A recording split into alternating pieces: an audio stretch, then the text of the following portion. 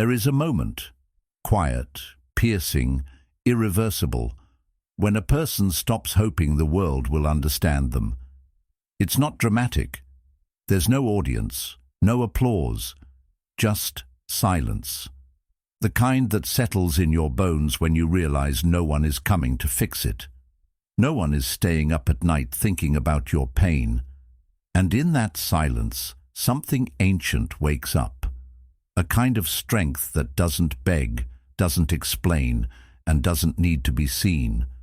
That's the moment you stop performing and start becoming. Because the world may be indifferent, but you don't have to be powerless. The Stoics understood this long before us. They believed power begins when expectations die, and in that death, your real life begins. If you're someone who's ready to stop chasing validation and start cultivating inner power, consider subscribing as a quiet vow to yourself, a step toward a life rooted in discipline, clarity, and self-respect.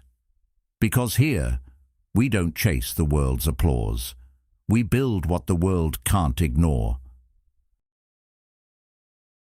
Most people carry a quiet fantasy that their suffering is visible, that if they just hurt enough, someone will step in, that maybe if they just word it right, someone will understand. It's a soft hope, often unspoken, built deep into the way we're raised. If I'm in pain, the world will care. But then life happens. Pain is ignored. Tears go unnoticed. The phone stays silent. And that's when something shifts. You begin to see the illusion for what it really is. Not a reflection of your worth, but a reflection of how consumed people are by their own chaos. Everyone is battling something you'll never fully see, just like they'll never fully see yours. And if you build your identity on being seen, you will spend your life feeling invisible. That quiet ache of being overlooked, that's not cruelty, that's reality. And if you look closely, it might be trying to teach you something important. When we're young, we believe that pain deserves recognition. We think that if we suffer, someone owes us comfort. But the truth is, life doesn't hand out medals for endurance. It doesn't send angels when you're on your knees. It just moves on. People go about their lives. Friends forget. Strangers scroll. Not out of malice, but because they're drowning in their own problems. That might sound harsh, but harsh doesn't mean untrue. And here's the strange twist. That realization, painful as it is the first step toward becoming free. Because once you stop expecting the world to respond to your pain, you stop waiting. You stop freezing your life in hopes that someone will notice you're stuck. You begin to move for reasons that have nothing to do with applause. Carl Jung once said, "The world will ask you who you are, and if you don't know, the world will tell you." But what he didn't say, what you learn through experience, is that most people don't ask because they care. They ask so they can fit you into a box that makes sense to them. They don't see you. They see their idea of you. And when you stop performing for that gaze, you finally start living for something real. There's a kind of sorrow that comes with realizing you're not the main character in anyone's story, but your own. It's not rejection. It's simply gravity. No one owes you understanding. No one is required to hold your hand through the fog. And while that can make the world feel colder, it also makes your inner world burn brighter, because now you're the one lighting the fire. No more waiting for someone to read between the lines of your silence. No more hoping that your quiet breakdown will be noticed and gently mended by someone who just happens to get it. You get it now, and that changes everything. That disappointment, the one that used to sting, becomes something else. It becomes clarity, and clarity is the first real freedom. This is where the Stoics found their strength, not in being untouched by pain, but in refusing to outsource their healing. Marcus Aurelius reminded himself daily, "Do not waste what remains of your life in speculating about your neighbors." In other words, Stop hoping someone else will see your wounds and name your value. The more you focus on being seen, the less you see yourself. And ironically, the more invisible you become. You become noise in someone else's life, rather than signal in your own. But when you finally let go of the hope that others will witness your suffering and give it weight, that's when you begin to build something indestructible. Not because you're harder, but because you're clearer. You start noticing how much of your identity was shaped around being seen, around the belief that someone, somewhere, should care. And when they didn't, you took it personally. But here's the truth no one likes to admit. Just because people don't care doesn't mean you're unworthy. It just means they're human, flawed, overwhelmed, distracted, just like you. The game was never about being seen. It was about waking up to the fact that you were always watching. You've been the one living inside your mind this whole time. You've been the only witness to the full weight of your thoughts. That's not a curse. That's a gift. Because it means you are the one with the power to change your narrative. Not them, you. There's power in being unseen. There's clarity in walking without needing an audience. Epictetus said, "Don't explain your philosophy, embody it." And that's what happens when you stop hoping to be seen. You start becoming, not for attention, not for recognition, but because something inside you refuses to stay small. The pain that once felt unbearable becomes your blueprint. The silence that once haunted you becomes your teacher. The solitude that once scared you becomes your home. And when that shift happens, you no longer need to broadcast your wounds. You just carry them differently, not as a burden, but as proof that you kept going. So maybe being overlooked wasn't the tragedy you thought it was. Maybe it was the beginning, the slow, quiet death of illusion, and the birth of something real, something solid, something that no longer seeks validation because it's too busy building something permanent. You don't need to be seen to become something great. You need to see yourself clearly, honestly, without decoration. That's where everything changes. That's where your real life begins. When no one listens, something unexpected happens. You start listening to yourself. Not the surface voice, the one that echoes what others expect from you, but the quieter one underneath. The one you've ignored because it wasn't loud enough to compete with the noise of the world. But in the absence of applause, silence grows roots. You begin to hear your own thoughts more clearly, not as background noise, but as guidance. It's strange at first, uncomfortable even.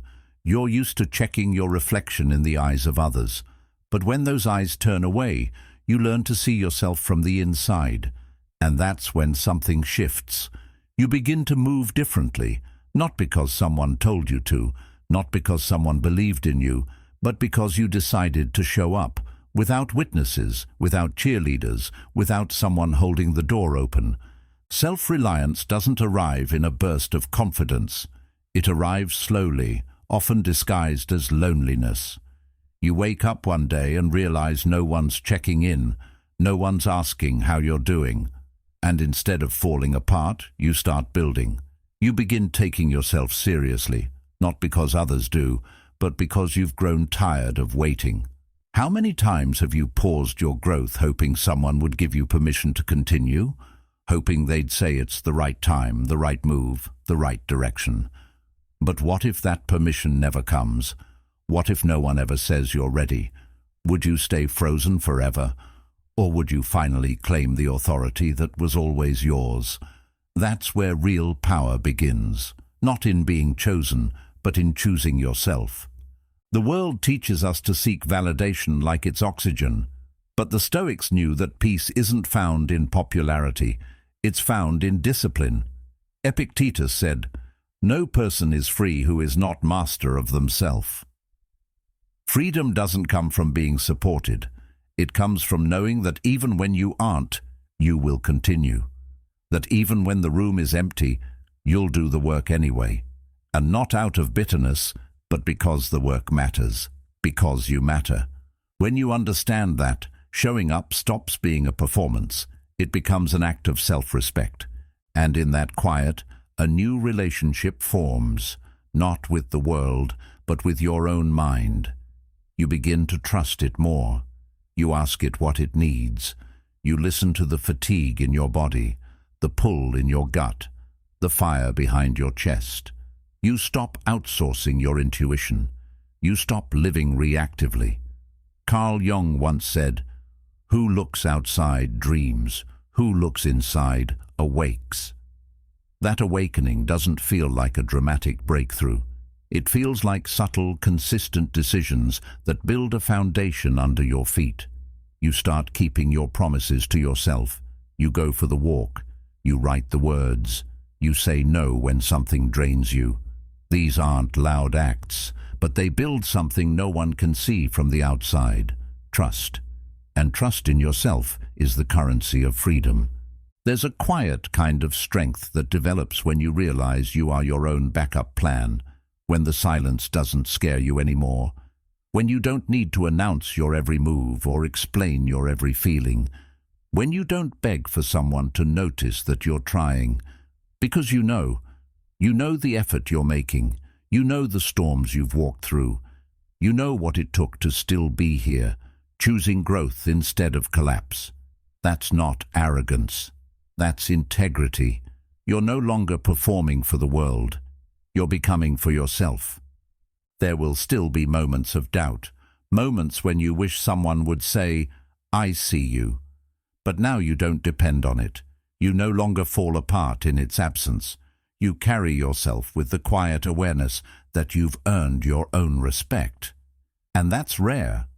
That's what makes people pause when you enter a room, not because you demanded attention, but because your energy says, "I don't need it." Seneca once wrote, "The greatest empire is to rule oneself." And ruling yourself doesn't look like perfection. It looks like consistency in the face of invisibility. It looks like doing what matters even when no one applauds. It looks like holding your standards high, even when no one is watching. When you build from that place, you're no longer dependent on external structure.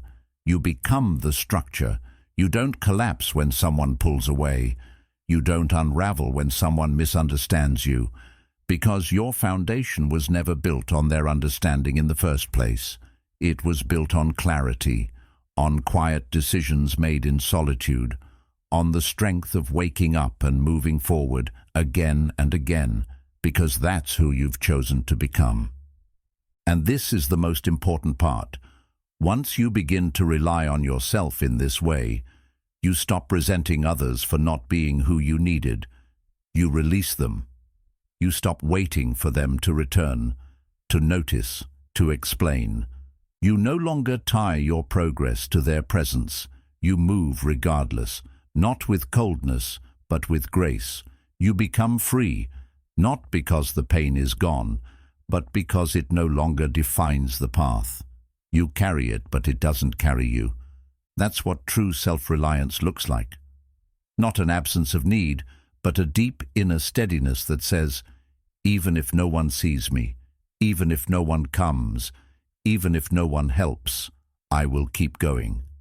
Because this life is mine to live, and I will not wait for anyone to give me permission to become who I was always meant to be. We live in a world that rewards exposure. Every feeling must be shared, every wound displayed, every moment of struggle turned into something others can comment on. The more visibly broken you are, the more attention you receive. But not all attention is healing. Some of it is hollow. Some of it keeps you dependent on being seen as wounded to feel connected. And slowly, without realizing it, you begin to perform your pain. You start editing your suffering, packaging it for sympathy. You turn real emotions into content, thinking it will bring you closer to others. But it doesn't. It just makes your healing public property. What was once sacred becomes consumed. What was once your inner world becomes a storyline for others to follow and forget.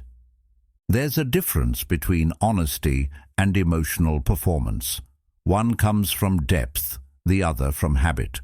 One is quiet, the other rehearsed, and most of us were never taught the difference. We confuse expression with healing. We think that just because we talk about it, we've worked through it. But sometimes, the more you speak of a wound, the more it stays alive. Not everything needs to be narrated. Some things need to be felt, endured, integrated, in silence. The Stoics weren't emotionless, they were composed. They believed in feeling deeply, but without letting those feelings control the trajectory of their lives. Marcus Aurelius, in his Meditations, wrote, "Be like the cliff against which the waves continually break, but it stands firm and tames the fury of the water around it." He didn't mean suppress emotion. He meant, don't let it become a performance. Let it become presence. We've become conditioned to believe that silence is weakness, that if we don't express every feeling, we're hiding. But some things are not meant to be shared. Some parts of your story are sacred precisely because they belong only to you. Keeping something private doesn't mean you're ashamed. It means you're protecting something precious. And that unnerves people, because silence can't be dissected. It can't be pitied or praised. It demands space. It creates mystery. And mystery, especially in a world addicted to access, feels threatening. Carl Jung spoke often of the shadow, the parts of ourselves we bury or project. But he also said, "Solitude is for me a fount of healing which makes my life worth living." The truth is, not every form of healing needs to be visible. Some of the deepest transformations happen when no one is watching, when you're sitting with your thoughts, when you're choosing not to respond, not to prove, not to explain, when you let your emotions pass through without needing them to be seen, liked, or validated. That's not suppression. That's sovereignty. It's easy to mistake the loud for the strong, but strength isn't always loud. Sometimes it's quiet and still and completely uninterested in being understood. You don't have to prove your growth. You don't have to narrate your healing in real time. You can keep it to yourself and let the results speak later. And that patience, that refusal to perform, is what gives you power, because it means your peace isn't up for public negotiation. There's a kind of beauty in becoming unexplainable, in being someone who no longer shares every emotional bruise just to receive softness in return. You learn that not everyone deserves access to your struggle, not because you're hiding, but because you've stopped offering your pain as a way to earn connection. When you stop broadcasting your wounds, you stop attracting people who are only there to observe the damage, and slowly you begin attracting people who respect what you've built in silence. Seneca said, "No man is more unhappy than he who never faces adversity, for he is not permitted to prove himself. But once you've faced adversity and grown from it, you don't need to display the scars to justify your strength. You don't need to keep reopening wounds to remind others of what you've endured. You've proven it to yourself. That's enough. The moment you realize your emotions are not a currency for attention, you stop spending them so carelessly. You start guarding your inner life like something rare, because it is. And in that guarding, you find clarity. You start to realize how much energy was spent explaining what didn't need to be explained. You feel how much power was lost in asking to be understood by people who didn't have the depth to understand themselves. You watch how the crowd celebrates vulnerability, but forgets to mention that real vulnerability isn't exposure. It's discernment. It's knowing when to speak and when to remain silent. It's choosing who gets to see the real you and who only gets the surface. You don't need the world to validate your emotions for them to matter. You don't need to turn your pain into art just to justify why it hurts. You can hold that pain quietly. You can heal without display. You can grieve without an audience. And when you do, something incredible happens. You stop fearing the silence. You begin to feel at home inside it, because it no longer feels like abandonment. It feels like return, a return to yourself, a return to what's real. There's nothing wrong with expressing emotion, but when expression becomes a performance, it robs you of your power. Sovereignty begins the moment you choose presence over performance. The moment you stop explaining yourself to feel safe. The moment you realize your peace isn't fragile, it's forged in solitude. And when others can no longer predict you through your emotional patterns, they start to respect the depth they can't access. Not because you became colder, but because you became wiser. You don't owe anyone a front row seat to your healing, and you don't need to bleed in public to prove you're human. Some things are meant to be held close. Some truths are meant to be whispered only to yourself. That's not hiding. That's maturity. And in a world that glorifies noise, that kind of quiet becomes its own form of rebellion, its own form of freedom. Rejection feels personal because it touches something primal in us, the need to belong, to be seen, to be accepted as we are. But often, what feels like rejection is actually redirection. You weren't dismissed because you lacked value. You were pushed aside because your depth couldn't be digested by shallow eyes. Your silence was mistaken for absence, your self-containment for coldness. You were misunderstood not because you failed to express, but because you carry a frequency most people aren't tuned to. That doesn't make you wrong, it makes you rare. The world, for the most part, doesn't recognize nuance. It celebrates what's easy to label, easy to consume, easy to predict. So when you don't fit into those neat boxes, you become inconvenient. And in a world rushing to categorize, inconvenience is often discarded before it's explored. It's easy to internalize that as a flaw. To think, if I were louder, if I smiled more, if I softened my edges, maybe I'd be accepted. But that's the trap. The belief that your value lies in being legible to others. You weren't made to shrink into their comprehension. Carl Jung wrote, "The privilege of a lifetime is to become who you truly are. Not who others can easily understand, not who fits the mold, but who you are when no one is watching and you've stopped trying to be approved." That kind of authenticity often comes at the cost of comfort. It invites misunderstanding. It requires solitude.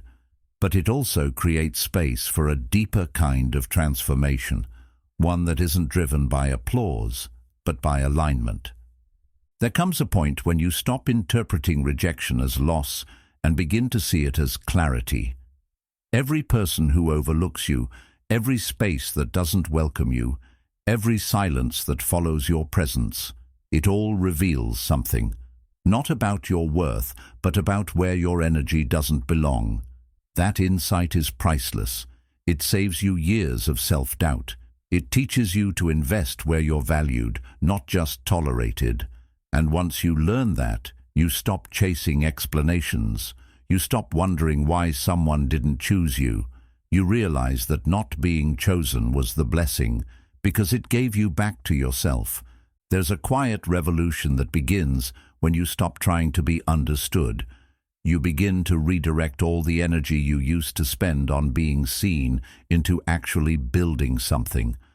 Something that doesn't need to be explained. Something that stands on its own. A body of work, a lifestyle, a discipline. You shift from emotional scarcity, constantly trying to prove your worth, to psychological sovereignty, where your existence is no longer up for debate. That's where your center of gravity moves inward. You're not moved by approval or rattled by dismissal. You become grounded. And grounded people are magnetic, not because they seek attention, but because they carry something stable in a world that spins too fast. People will still misread you.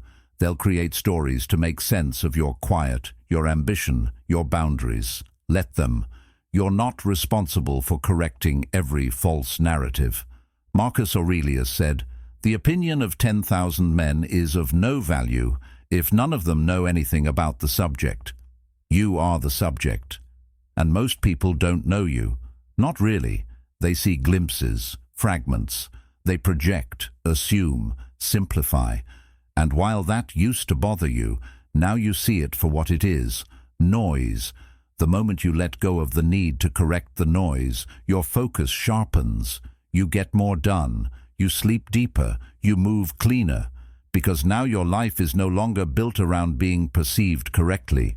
It's built around being lived truthfully. There's immense peace in that.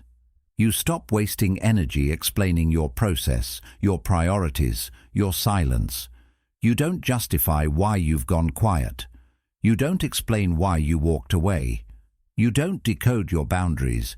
You just live them, not as a defense, but as a natural extension of self-respect. You become someone who moves with conviction, not commentary. And over time, that creates distance, not between you and others, but between you and the noise that once clouded your mind. Rejection becomes revelation when you realize it didn't shrink you. It sculpted you. It showed you where not to go, who not to become, what not to settle for. Every door that closed clarified the direction. Every silence refined your voice. Every betrayal deepened your discernment.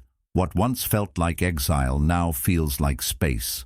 Space to build, space to breathe, space to finally become not someone acceptable, but someone undeniable. And this shift, this movement from wanting to be seen to choosing to become, it changes everything. You stop speaking to be heard and start speaking to build. You stop walking into rooms to prove your worth and start walking into rooms already knowing it. You stop asking if you're too much, too quiet, too intense, and start asking if the space is too small for your truth. You stop apologizing for your depth and start protecting it. That's not arrogance, that's arrival. So, if you've been overlooked, let it be your initiation. If you've been misunderstood, let it be your turning point. You're not here to explain yourself into someone's comfort. You're here to become someone whose presence rewrites the room. And that begins when you finally understand. Rejection isn't the end of your worth. It's the beginning of your clarity. People talk about loneliness as if it's something to escape from, as if the absence of others means the absence of worth. But solitude, when chosen with intention, is not isolation, it's transformation. It doesn't shrink you. It burns away everything that doesn't belong. At first, it feels like silence, a heavy, echoing silence where the noise of the world fades and only your own thoughts remain. But slowly, that silence sharpens. It becomes a mirror that doesn't lie. And what you see there in the absence of distraction is not your weakness, it's your foundation. Solitude doesn't destroy you. It reveals what was always there underneath the noise. The craving for approval, the impulse to please, the subtle performances you didn't even know you were giving. Those things begin to melt away in the furnace of being alone. And in their place, something harder forms, something real. It's in that stillness that you begin to meet yourself honestly, not the version of you curated for others, not the identity shaped by expectation or obligation, but the raw material of your mind, your values, your fears. And for many people, that's exactly why solitude is so terrifying. Because when there's no one left to impress, no one left to chase, you're finally left with the truth. No performance, no edits, just you. And while that might feel like loss at first, it's actually the beginning of freedom. Epictetus wrote, "It's not things that disturb us, but our judgment of them." In solitude, those judgments become visible. You start to realize how many of your thoughts aren't yours, how many of your fears came from someone else's voice, how much of your identity was built on avoiding rejection rather than seeking truth. This is where the internal alchemy begins. The discomfort doesn't disappear, but it transforms. What once felt like loneliness starts to feel like privacy. What once felt like exile begins to feel like clarity. You start hearing your own voice louder than the world's opinions, and that voice, uncensored, unpolished, unafraid, teaches you how to live. You begin to understand that peace isn't found in a full calendar or a full room. Peace is found in presence, in being able to sit with yourself and not flinch, to feel the weight of your own mind and not run from it. That's not detachment, that's mastery. Carl Jung said, "The man who looks outside dreams, the man who looks inside awakens." Solitude is what forces you to look inward, to awaken. And with that awakening comes a kind of responsibility. You can no longer blame the noise for your confusion. You can't blame others for your stagnation. It's just you now. And that's where the power begins. Because the moment you stop externalizing your life, you reclaim the ability to direct it. You're no longer waiting for someone to come save you, validate you, or guide you. You start building your compass from the inside out. And that compass points to something sturdier than attention. It points to integrity.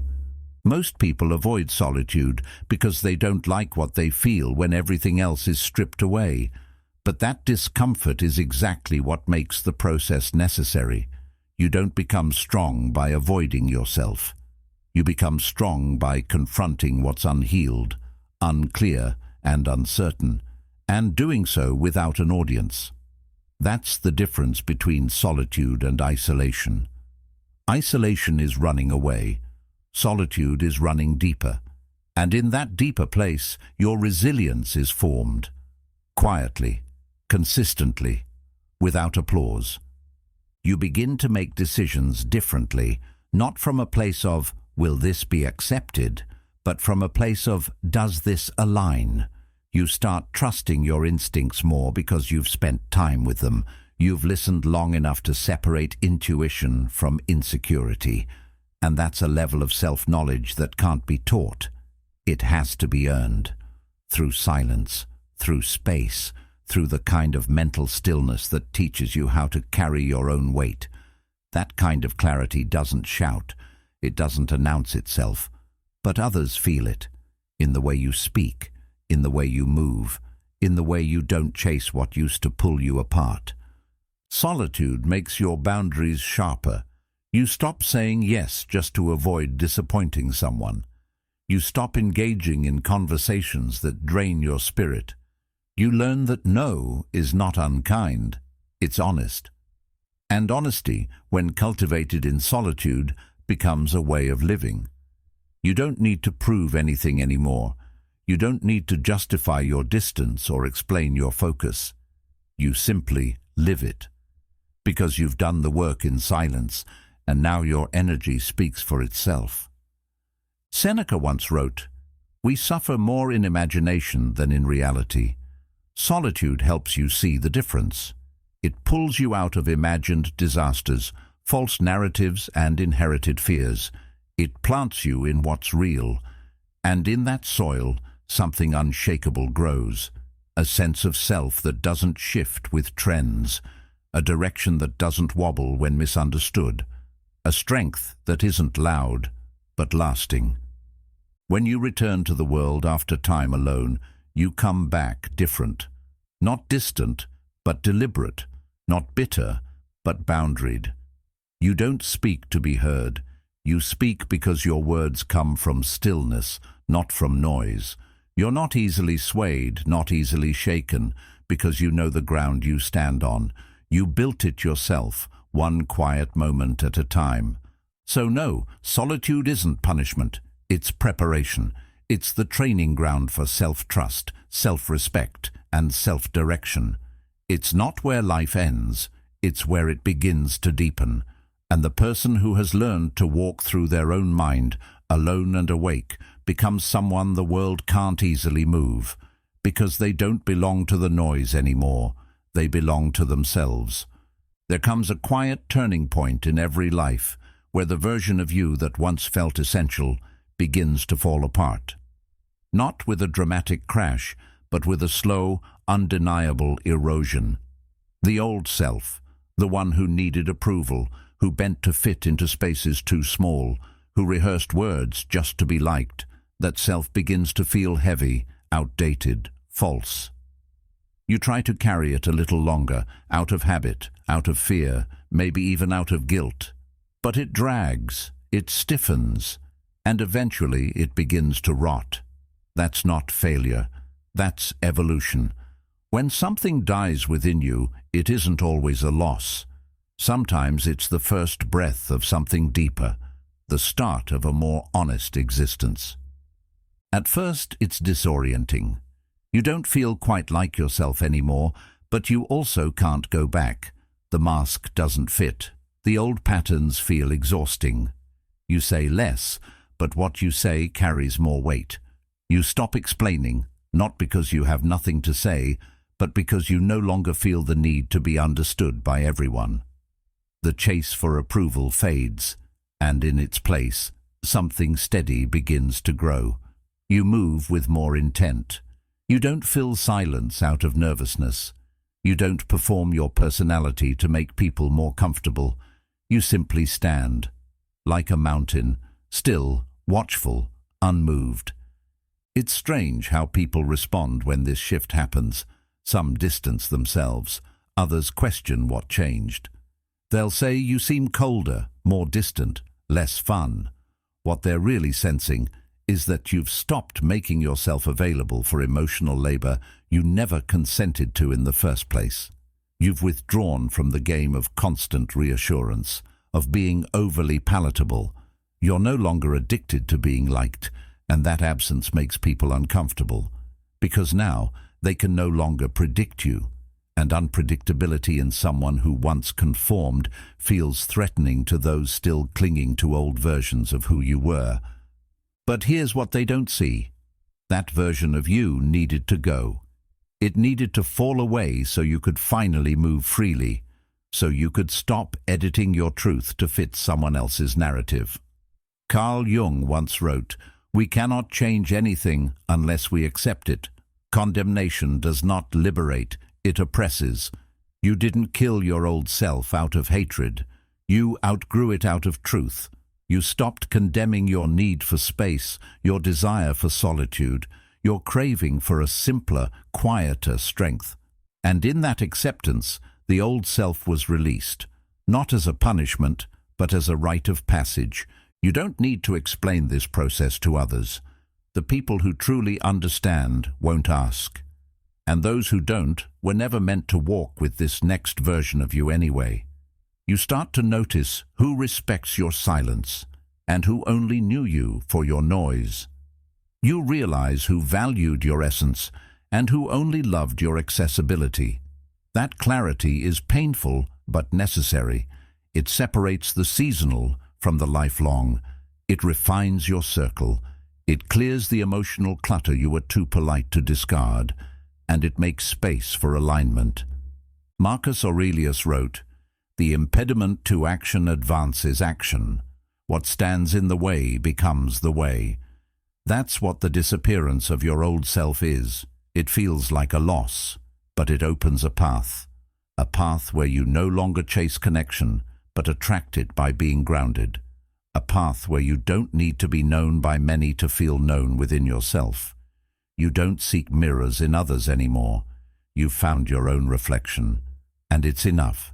There's something sacred about becoming someone who no longer needs to announce their change. You don't post about it. You don't campaign for recognition. You just live differently, and the difference becomes impossible to ignore. People feel it in your energy, your decisions, your detachment from petty dramas. They sense a calmness in you that can't be faked, because it came at a cost. It was earned in the quiet dismantling of your former self. In the nights you doubted everything and still chose to continue. In the moments where you wanted to explain, but chose instead to evolve. You're no longer triggered by the same things. You're no longer drawn to the same conversations. You no longer feel the pull to be constantly available. And at first, that feels like loneliness. but then it becomes something else. Freedom, because you realize you were never really connected to those people, those places, or those roles. You were connected to who you had to become in order to stay there. And now that person is gone. Seneca said, "Every new beginning comes from some other beginning's end." This isn't just a shift in mindset, it's a rebirth. And like all rebirths, it's quiet at first, underrated, uncelebrated, but incredibly real. And with time, it becomes undeniable, not because you announce it, but because you embody it. You become someone who moves with quiet authority, who doesn't need to explain their values because they live them. Someone whose absence speaks just as loudly as their presence used to. Not out of pride, but out of peace. The old self was necessary. It got you here. It learned the hard lessons, absorbed the wounds, fought for belonging. But its time is over. You don't owe it anything except gratitude and release. And now, in its place, you stand clearer, stronger, unapologetically you. No longer looking back for validation, no longer reaching forward in desperation, but grounded, here, now, whole. And that, more than anything, is what makes you impossible to categorize. Because you've stopped being what the world told you to be. You've become who you were always meant to be. True presence doesn't come from how much you say or how loudly you say it. It comes from how little you need to say. There's a kind of quiet power in someone who has stopped seeking validation, a kind of weight in their stillness. You feel it when they walk into a room and don't try to control the space. They simply are. They don't need to announce their presence because their energy carries it for them. They don't push to be noticed, yet they're the one people watch. It's not arrogance, it's not performance. It's the confidence of someone who's no longer hungry for permission to exist. In a world obsessed with appearances, that kind of restraint is rare. And because it's rare, it's magnetic. You begin to realize that real strength is quiet, not hidden, but uninterested in performance. It's the product of someone who has met their fear and sat with it. Someone who has walked through pain without turning it into a show. Someone who doesn't need to posture or puff up because they're not operating from a place of insecurity.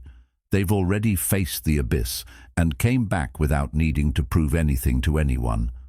Carl Jung once said, "A man who has not passed through the inferno of his passions has never overcome them." When you've done that kind of internal work, it changes how you move, it changes how you speak, or how often you choose not to. Because now, silence becomes a statement. You stop reacting to every opinion. You stop defending your every move. You let go of the compulsion to clarify yourself to those committed to misunderstanding you, not out of apathy, but out of alignment. You understand now that if someone doesn't feel your value, no amount of words will make them see it. And if someone does feel your value, you won't have to convince them.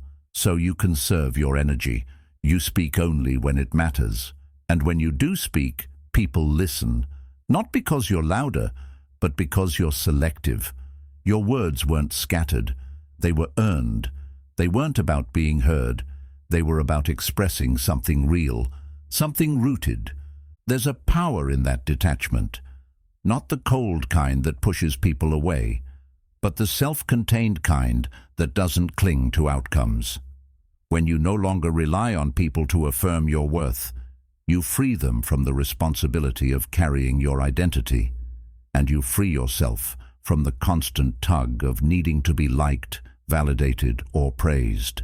That freedom makes you light, but it also makes you heavy in the eyes of others, because now your self-possession is something they can feel, and it unsettles people who are still measuring themselves through the eyes of others. Because when they meet someone who doesn't need the crowd, they're forced to face the fact that they might still be living for it. Marcus Aurelius wrote, "Waste no more time arguing about what a good person should be.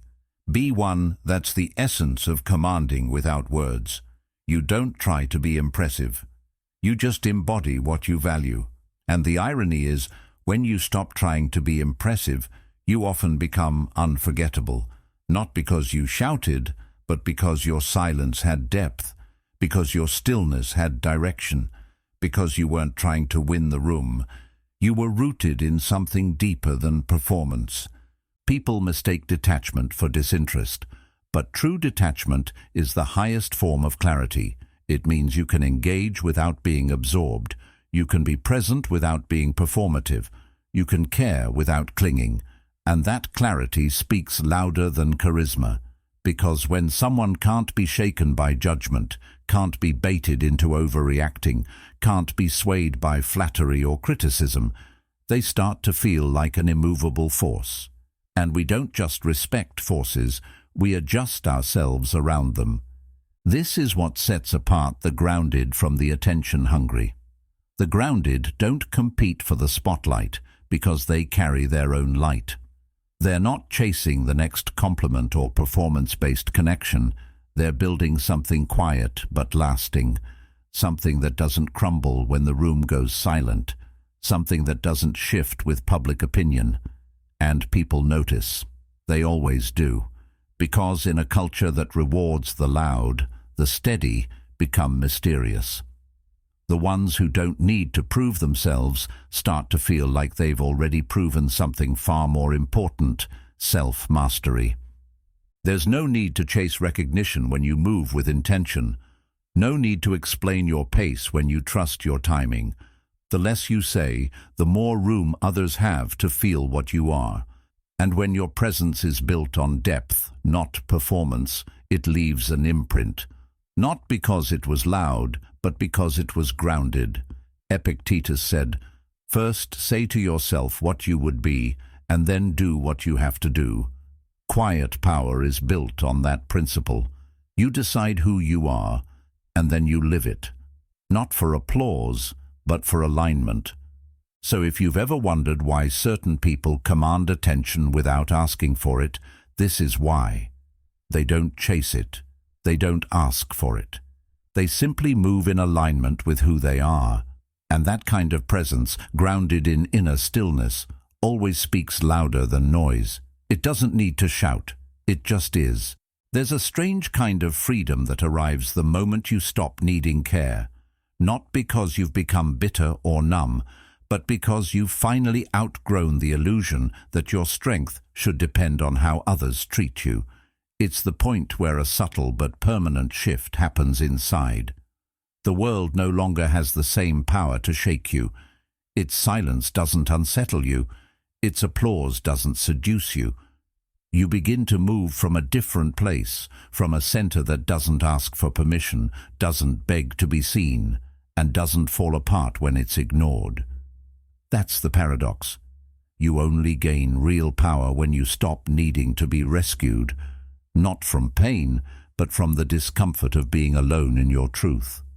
For a long time, we're taught to believe that care from others equals safety, that we must be heard to feel real, understood to feel valid, held to feel whole.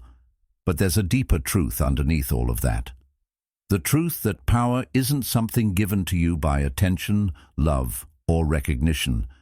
It's something built in silence, brick by brick, with the choices you make when no one's watching.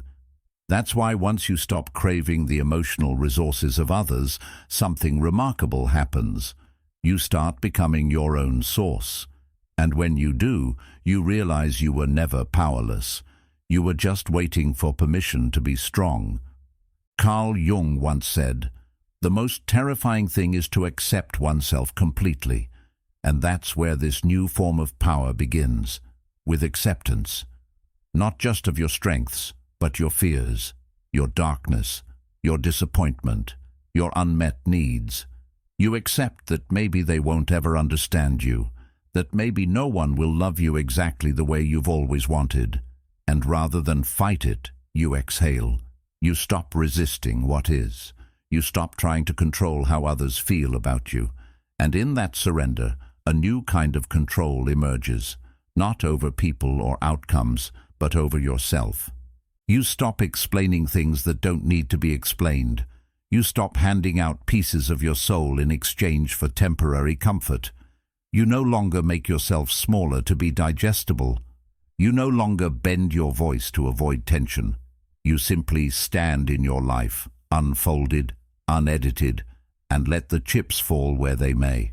Some people will fall away, some will come closer, but none of that changes who you are, because now you are the one who defines your worth. You've stopped outsourcing it. You've stopped chasing love as proof of existence, and because of that, you're no longer fragile. You're rooted. It doesn't mean you stop feeling. It doesn't mean you wall yourself off or walk through life untouched. It means you stop expecting external care to fix what only internal clarity can. You stop making your healing a group project. You understand now that peace is built alone, and it's maintained by protecting that solitude, not by constantly inviting others into it to validate your progress. You no longer need to be mirrored in someone else's eyes to know you're whole. The mirror is now internal, and it doesn't distort. You also stop fearing disconnection, because the deepest connection, the one with yourself, has already been established. That's what makes you strong, not cold, not distant, but self-contained. People can come and go. You can love and be loved, but your foundation doesn't shake with their presence or their withdrawal. That's not detachment from life. It's engagement on your own terms. And that's what true autonomy looks like. You stop being a guest in your own mind. You become the architect. Marcus Aurelius once wrote, "You have power over your mind, not outside events." Realize this, and you will find strength. When your attention is no longer hooked by who notices you, who cares, who claps, or who stays, you redirect that energy inward, not in isolation, but in intention. You start asking different questions, not "why did they treat me that way?" but "what can I build with what's left?" You start turning your pain into discipline, your silence into strategy, your disappointments into design, because you're not stuck anymore. You're not frozen waiting for the next wave of validation to carry you forward. You've become the current. This kind of power, this grounded, quiet, untouchable strength, it's not something that's handed to you by good fortune or the right people. It's forged in the moment you stop needing others to meet you, and instead meet yourself where you are. And from that meeting place, something more honest rises. A self that's no longer edited to please. A direction that's no longer influenced by fear of being misunderstood. A life that's finally yours, not borrowed from others' expectations, but owned. You become someone who moves with clarity, not desperation. Someone who can hold space for their own emotions without leaking them into every interaction. Someone who doesn't crumble when the applause stops because you never built your rhythm around their noise. You don't need to be followed to feel like you're going somewhere. You know where you're going. And that's why people start to feel your gravity, not because you demand it, but because you no longer need it. And that's rare. So when you stop needing care, don't mistake that shift for loss. It's a return, a reclaiming, a sharpening. You've taken back the most important thing, the ability to guide yourself, to walk through disappointment without folding, to be unseen without disappearing, to be misunderstood without self-abandonment. That's where everything changes. That's when life starts to move in your favor, not because the world suddenly understands you, but because you've stopped needing it to. And in that space, you become something unshakable, not because you were born that way, but because you chose it again and again, until your mind finally believed you were already enough. You don't need to be seen to become powerful. You don't need to be understood to become whole. The moment you stop waiting for the world to care is the moment you begin to shape yourself into something it can't ignore, quietly, fully, unapologetically. Every little comment, every small setback, if it all gets under your skin, you're giving away your power. The truth is, the strongest people aren't the ones who face fewer problems. They're the ones who have mastered how they respond to them. Imagine walking through life like that, untouched by gossip, unmoved by judgment, unshaken by chaos. No more spiraling into overthinking, no more losing yourself in emotional storms. Just steady composure, no matter what the world throws at you. And here's the paradox. The moment you stop letting everything disturb you, you don't become cold. You become free. You discover the kind of strength that commands respect without ever raising your voice, the kind of presence that turns setbacks into stepping stones. If this speaks to you, then consider subscribing as a choice for your growth. Think of it as planting a seed of discipline and wisdom, a small step in your own journey towards self-mastery. Because the path to becoming unshakable begins here, with the decision to grow. Think about it. Most people let external noise dictate their mood. A rude comment ruins their entire day, and a minor inconvenience is enough to trigger a wave of frustration that lingers long after the moment has passed. We are constantly handing over our peace of mind to people and situations that, in truth, do not deserve that kind of control over us. But what if you stopped letting the world pull your strings? What if nothing outside of you could touch your inner calm, no matter how loud or distracting it became?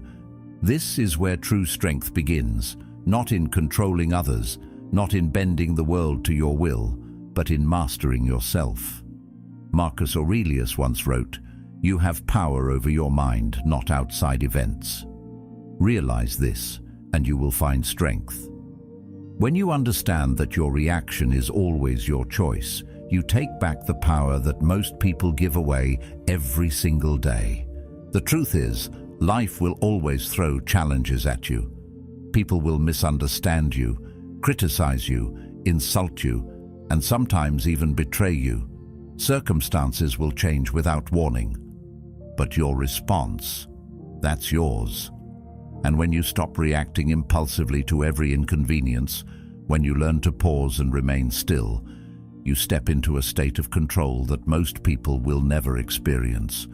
This isn't about pretending you don't feel emotions, but about becoming the kind of person who doesn't let emotions run their life. Instead of being thrown around by every storm, you become the anchor in the middle of it. And isn't it true that the people who leave the deepest impression on us are those who remain unshaken? Think of someone you admire who never seems rattled. They don't need to shout to be heard, and they don't need to defend themselves at every turn. Their calmness itself commands respect. Carl Jung once said, "Your vision will become clear only when you can look into your own heart. Who looks outside, dreams. Who looks inside, awakes."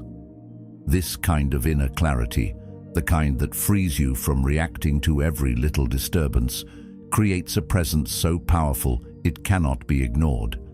Imagine being insulted in public. Most people would snap back, get defensive, maybe even lash out. But what if instead you smiled and walked away? You would not only save your own peace of mind, but you would rob the other person of the power they were hoping to gain over you. They expected to control you with their words. By refusing to play the game, you've already won. This is why detachment is so powerful. It leaves the other person confused, unsettled, and without control. Meanwhile, you walk away untouched, undefeated, stronger than before. This way of living changes everything. It doesn't mean you become cold or indifferent. It means you refuse to waste energy on things that don't matter in the long run. Seneca once wrote, "We suffer more often in imagination than in reality." How many times have you replayed an insult in your head long after it was spoken? How many nights have you lost to overthinking something small that, in the bigger picture, holds no weight at all? When you learn to act as if nothing bothers you, you stop giving away days, weeks, even years of your life to things that don't deserve them. Think about failure, for example. For some people, failure crushes their spirit. It makes them question their worth, and many never recover. But for those who master detachment, failure is not a personal defeat. It's information, it's feedback, it's a lesson disguised as a setback. They don't let failure define them, they use it to sharpen themselves. And because of that, they rise faster and stronger than those who get stuck lamenting what went wrong. This is what separates the resilient from the broken, the ability to see failure as part of the process, not the end of the story. Pressure works the same way. Life will place you under pressure again and again. Some people break, others fold, but the ones who thrive are those who prepare their minds beforehand. They don't expect smooth sailing, they expect resistance. Epictetus taught, it's not what happens to you, but how you react to it that matters, and he was right. Pressure exposes people. It shows who has trained their mind and who hasn't. If you can remain calm in the middle of chaos, you gain an advantage most people will never know. But calmness doesn't come from wishing for an easy life. It comes from training. Just as muscles grow by facing resistance, your mind becomes unshakable by facing difficulty without giving into it. Every time you choose silence over an argument, every time you choose patience over frustration, every time you choose clarity over confusion, you are strengthening yourself. These small moments, repeated daily, are what build the armor that protects you from being torn apart by the noise of the world. And there's something almost magnetic about people who carry this kind of armor. Others are drawn to them without even understanding why. It's because they embody a mystery. They're not easily read, not easily shaken, not easily provoked. In a world where everyone is desperate to be heard and validated, someone who moves calmly, silently, and without the need for approval is captivating. People look up to them because they cannot figure them out. They wonder, how does nothing seem to touch them? How do they stay so composed while others fall apart? Silence is one of the most powerful tools in this way of living. Most people can't handle silence. They rush to fill it with words, explanations, justifications. But when you remain silent, you hold the power. You observe, you listen, you watch people reveal themselves without giving away anything of your own. Silence unsettles people because it leaves them with their own thoughts. It forces them to confront themselves while you remain steady. Aristotle once observed, knowing yourself is the beginning of all wisdom, and silence is one of the fastest ways to come closer to that knowledge. The more you learn to stay silent when provoked, the more you disarm others. Insults lose their sting. Criticism loses its grip. Even praise doesn't sway you too much, because you've learned that your worth is not built on the words of others. And when you are no longer controlled by words, you free yourself from one of the most common chains in human life, the need for approval. Approval is one of the greatest traps. We are conditioned to chase it, to live for it, to measure our worth by it. But the moment you stop needing everyone's applause, you become free. Plato once said, "The man who has a good character does not need the approval of others." And that's the truth. The need for constant validation makes you fragile. It makes you bend to fit other people's molds. But when you detach from that need, you walk your own path unapologetically. You stop asking for permission to live. Of course, none of this means ignoring criticism entirely. There's wisdom in listening, but the key is filtering it through logic, not emotion. Some criticism helps you grow. Some is just noise. The strong person knows the difference. They accept what's useful, discard what's not, and move forward without overthinking. The weak person reacts to all criticism as if it were a personal attack, wasting energy defending themselves from words that don't deserve it. By filtering criticism calmly, you remain untouchable. And when you look closely, you see the same principle at work in every great mind of history. Socrates endured accusations and mockery with calmness that confused his enemies. Seneca remained composed while living under the shadow of emperors who could end his life at any moment. Jung explored the depths of the psyche, reminding us that the unconscious only controls us if we refuse to face it. These thinkers knew that power lies not in changing the world outside, but in mastering the world within. This is why letting go of what you can't control is the ultimate freedom. So much of our suffering comes not from events themselves, but from the stories we tell ourselves about them. We cling to expectations, demand that life unfold exactly as we planned, and suffer when it doesn't. But life was never meant to be fully under our control. Like a river, it flows with its own rhythm. Seneca wrote, "We are more often frightened than hurt, and we suffer more from imagination than from reality."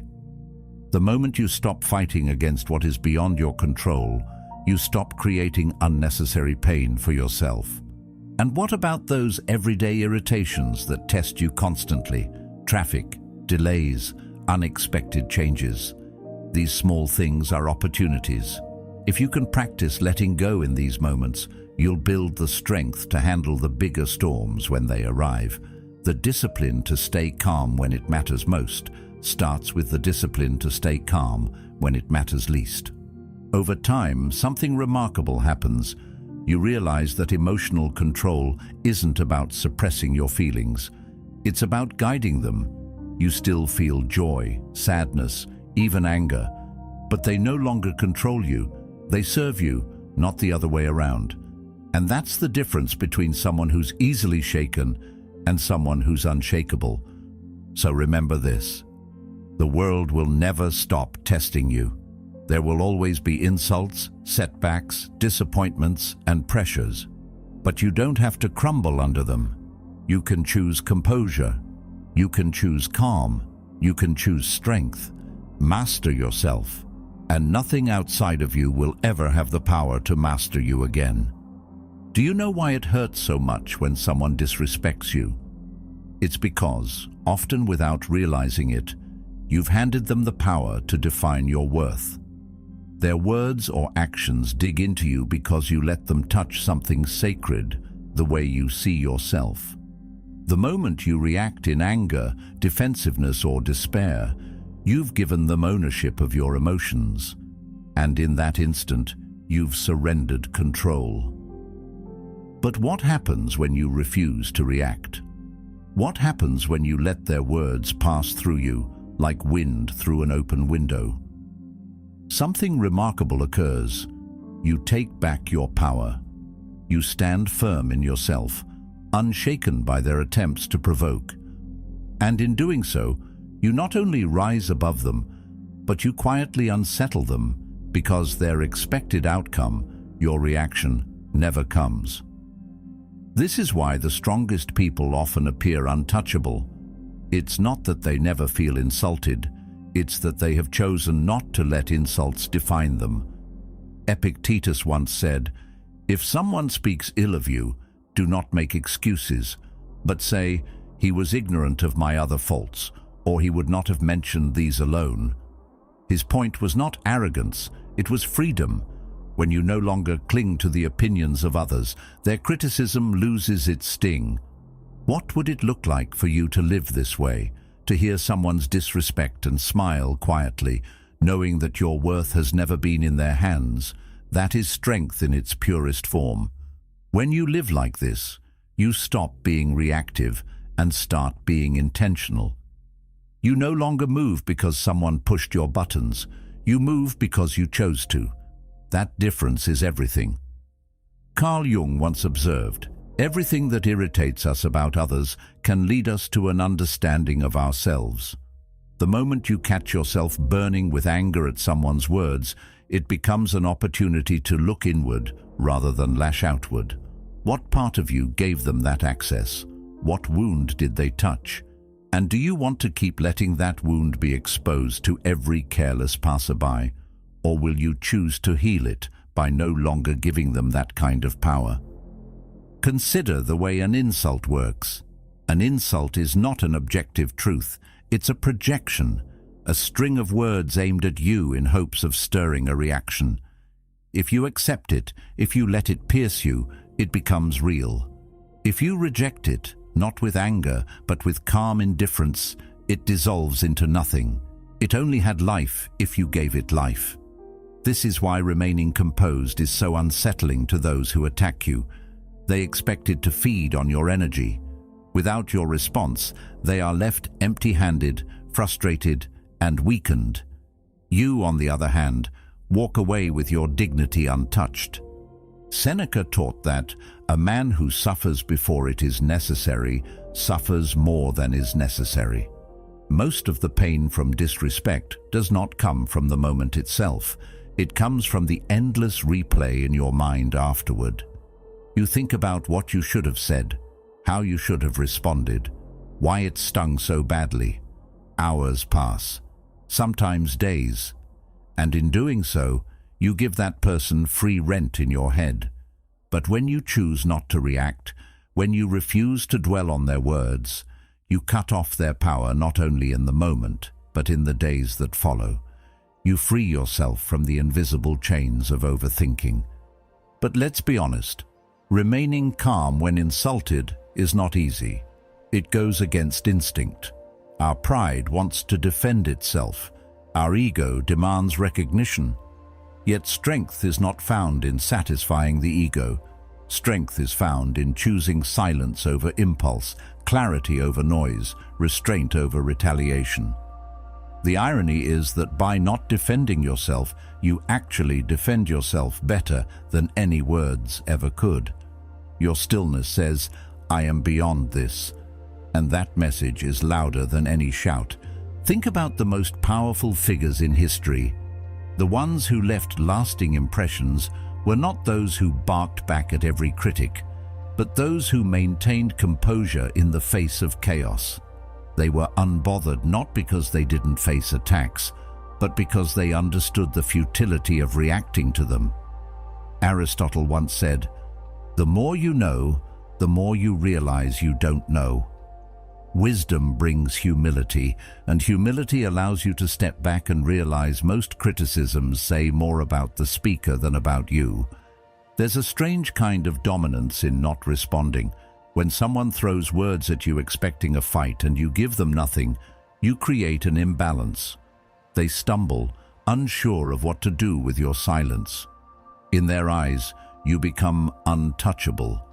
You hold the higher ground, not by conquering them with force, but by refusing to even enter the battlefield. This is the kind of quiet power that draws respect, even from those who try to provoke you. Of course, none of this means you don't care about anything. Detachment is not the same as indifference. It doesn't mean nothing matters to you. It means you carefully choose what does. Socrates was once asked how to maintain peace of mind, and his answer was simple: stop caring about things that don't matter. When you understand that most disrespectful comments belong in that category, you stop giving them your energy. And in doing so, you save your strength for what truly deserves your attention. But what about the times when criticism does carry truth? This is where discernment comes in. Not every harsh word is worth ignoring. Some contain valuable insight if you are willing to hear it without emotion. The key is to listen with logic, not with pride. Take what serves you, discard the rest, and keep moving. This way, you turn even disrespect into an opportunity for growth. You show that you are not only unshaken, but also wise enough to use every experience as a stepping stone. And this is where the practice becomes transformative. Each time you resist the urge to react, you reinforce the idea that your emotions are yours alone to command. Each time you let an insult slide without response, you build a stronger shield around your inner world. Each time you choose calm, you make calm more natural. Over time, it stops being an effort and becomes who you are. You become the person who cannot be easily rattled, the one others look to when storms arrive, the one who radiates quiet confidence without ever needing to prove it. Marcus Aurelius lived surrounded by critics, enemies, and pressures unimaginable to most of us. Yet in his writings, he constantly reminded himself that their words had no power unless he chose to give them power. He trained his mind daily to see insults as the buzzing of flies, annoying perhaps, but not worth losing peace over. And this is the same training you can apply to your life. It doesn't happen overnight. It is built in moments, in choices, in the discipline of holding back when you want to lash out. The next time someone disrespects you, pause. Let the moment pass without surrendering your composure. Notice how the power shifts instantly. Notice how free you feel walking away with your dignity intact. Notice how strong it feels to not be controlled by someone else's words. That strength, that freedom, is what it means to live unbothered. Because in the end, disrespect only has the power you give it. And when you stop giving it power, you stop being a victim of it. You become the one who chooses, the one who decides, the one who remains steady no matter what storms rise against you. This is the quiet strength of the unshakable mind, and it belongs to anyone who dares to claim it. Picture someone insulting you in public. The natural impulse is to fire back, to defend yourself, maybe even to raise your voice so that everyone watching knows you will not be humiliated. That instinct comes from pride, from the need to prove yourself in the eyes of others. But what happens if you don't? What happens if you simply smile and walk away? The person who tried to sting you suddenly finds themselves powerless. They expected a reaction. They wanted to see you lose control. And when it doesn't come, they are left unsettled, confused, wondering why their words couldn't pierce you. What they don't realize is that in that moment, the true balance of power has shifted. They revealed their weakness by needing a reaction, while you revealed your strength by refusing to give one. This kind of restraint isn't weakness, it's mastery. It's the difference between someone who is easily manipulated and someone who commands themselves so completely that no one else can. Seneca once said, "The greatest remedy for anger is delay." By delaying your reaction, even for a moment, you change everything. Anger thrives on immediacy. It grows when it is fed instantly.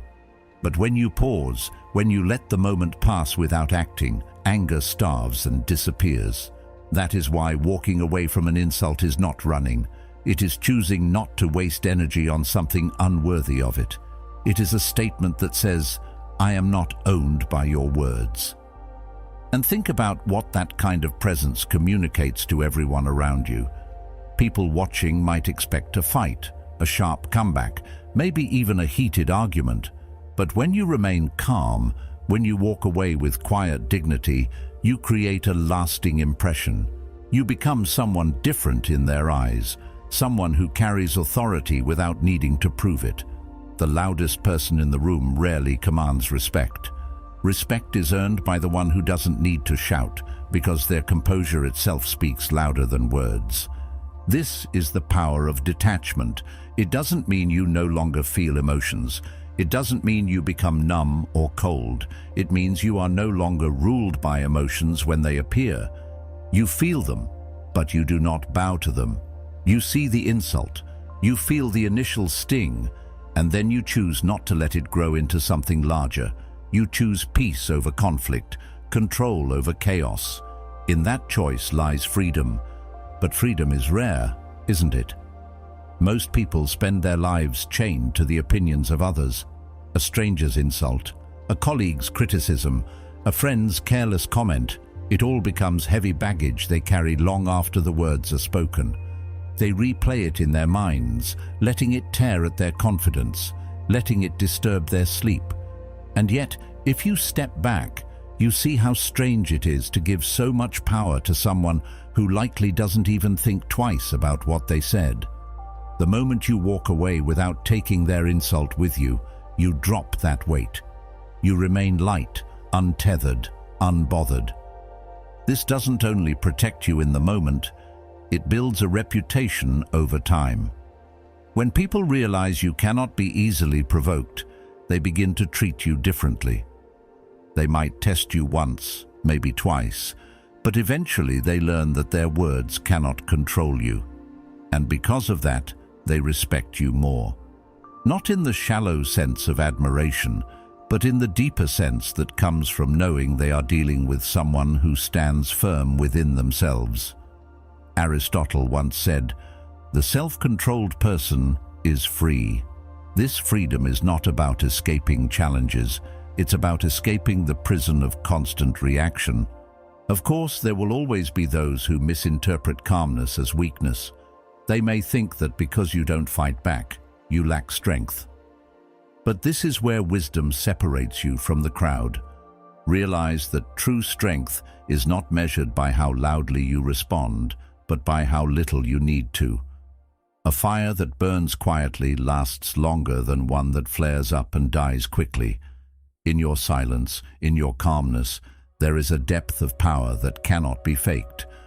Those who mock calmness often do so because they lack it themselves. Think also about the gift this gives you in daily life. How many conflicts, arguments, and regrets are born from words spoken too quickly, from reactions that only escalate the problem? How many relationships are damaged because pride demanded a response? By choosing to walk away, by smiling and letting silence speak, you protect not only your own peace, but also the peace of the moment. You create space for clarity, for perspective, for wisdom to guide you instead of impulse. This practice, repeated over and over, builds resilience.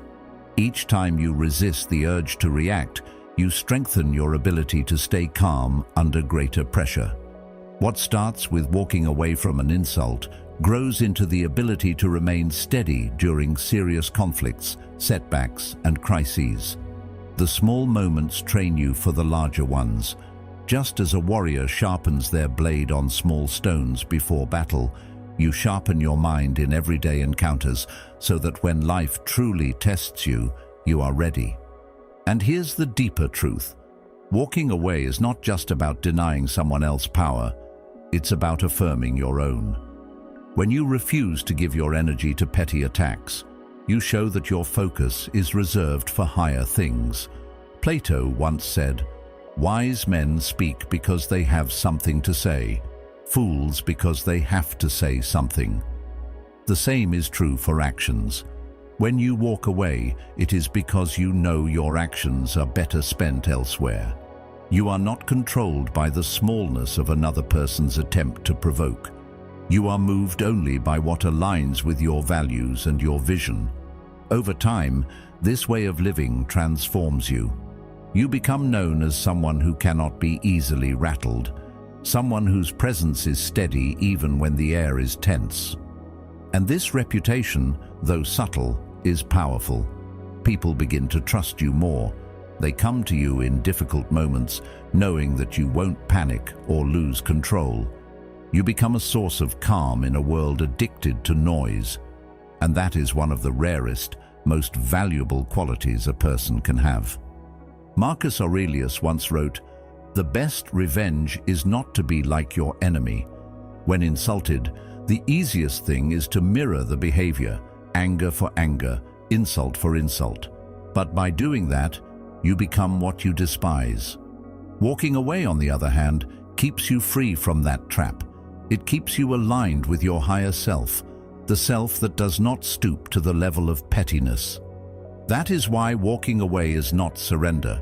It is victory. It is proof that you belong to yourself and no one else. So picture it again. Someone insults you in public. They wait for the rise, the explosion, the chaos. But instead, you smile gently and walk away. They are left with their own words echoing in the silence, unsettled by your composure. And you? You leave with your dignity, your peace, and your power intact. That is the art of living unbothered. That is what it means to carry strength quietly, to choose freedom over reaction, to act as if nothing bothers you, and in doing so, to make it true. And isn't that the secret? True dominance isn't about shouting louder, about being the most dramatic or explosive voice in the room. It's about not needing to react at all. The strongest presence isn't the one who tries to fill every silence with noise, but the one who can sit in silence without flinching. Think about the times you've walked into a space and noticed someone who hardly spoke, yet everyone was aware of them. They didn't raise their voice, they didn't force their opinions, and yet their composure alone commanded attention. That is real strength. It is not found in volume, but in restraint. When you no longer feel the urge to prove yourself with words, when you no longer let every challenge pull you into conflict, you start to embody a power that doesn't need to be announced. It simply exists. Most people confuse reaction with strength. They believe that to prove themselves, they must respond to every insult, defend every opinion, or force others to recognize their value. But this constant need for reaction reveals fragility rather than power. If someone can pull you into a fight with a few words, then they control you. If you need to shout to be heard, then you haven't yet cultivated the kind of presence that speaks on its own. Marcus Aurelius once wrote, "The best answer to anger is silence." He understood that silence often carries more weight than any speech, because it demonstrates mastery of the self. In silence, there is no loss of energy, no wasted words, no exposure of weakness. It's a shield that protects your dignity and reflects your strength. When you stay calm, people notice. They may not say it out loud, but they feel it. In fact, it unsettles them. We live in a world where outrage and loudness are the norm. When someone refuses to play that game, it creates a shift. Imagine someone insulting you, expecting you to react, and instead you remain still, even composed. They will often double down, pushing harder, trying to find the crack in your calm. But as each attempt fails, it is not you who is weakened, it is them. They become desperate for a reaction, and the more desperate they become, the clearer it is that you hold the power. This is the paradox of dominance. The one who cares less about appearing dominant often ends up with the most control. This is not about passivity, it's about control. To need no reaction does not mean you never act. It means you choose when and how to act with precision. A person who reacts to everything is predictable, easily manipulated. A person who acts sparingly and deliberately, however, is dangerous in the best way. People cannot anticipate them, they do not reveal their cards, and that unpredictability itself becomes power. Socrates, facing trial and eventual death, did not lash out against those who condemned him. He remained calm, thoughtful, steady. Even in defeat, his composure became his legacy. His silence in the face of injustice spoke louder than any argument could have. The strongest presence in the room, then, is not the one scrambling for attention. It is the one who can afford to wait, to sit with silence, to look unbothered while others unravel themselves with noise. And here lies another truth. When you need nothing from others, they start to give you everything. They lean in when you finally do speak. They pay attention to the few words you choose, precisely because you do not waste them. This is why restraint is not emptiness, it is value. Just as gold is rare and precious, words and actions that are measured carefully carry far more weight than endless chatter. Think about how many arguments in your own life would have dissolved if you had simply chosen not to react. How many battles have you fought that left you exhausted, but changed nothing? How many times have you been pulled into someone else's chaos, only to realize later it wasn't worth a single moment of your energy? Now imagine the freedom of walking away from all of that, not because you are weak, but because you are strong enough to choose peace over chaos. Epictetus taught, any person capable of angering you becomes your master. He can anger you only when you permit yourself to be disturbed by him. Every reaction gives away power. Every silence takes it back. When you build this habit, something profound begins to shift inside you. At first, it feels uncomfortable not to respond. Your ego resists. It wants to defend itself, to fight back, to prove something. But with practice, that discomfort fades, and in its place comes confidence, a quiet, unshakable confidence. You no longer need to be understood by everyone. You no longer need to explain yourself at every turn. You realize that your worth is not fragile. It does not shatter when someone questions it. And the more you live this way, the more natural it becomes. What once required effort becomes second nature. You embody calmness as a way of life. And here is where the world begins to treat you differently. People cannot provoke what does not react. They cannot control what does not bend to them. They may try, they may push, but eventually they learn that you are a wall, steady and unshaken. And because of that, they begin to respect you more. Even those who dislike you cannot help but recognize that you are not swayed by their efforts. In a strange way, your refusal to react forces them to see you as someone who is above the noise, someone whose center lies deeper than surface-level conflict. Seneca wrote, "No man is more unhappy than he who never faces adversity, for he is not permitted to prove himself, and adversity often comes in the form of words. Insults, criticism, disrespect, these are the daily tests life gives you. Each one is an opportunity to prove yourself, not by retaliating, but by mastering yourself. When you endure these moments without flinching, you demonstrate a kind of strength that cannot be taken away. You do not depend on victory in argument or approval from the crowd. Your victory is already secured because you remained in control of yourself. And isn't that what true dominance really is? Not control over others, but control over yourself. Anyone can shout, anyone can argue, anyone can explode with anger.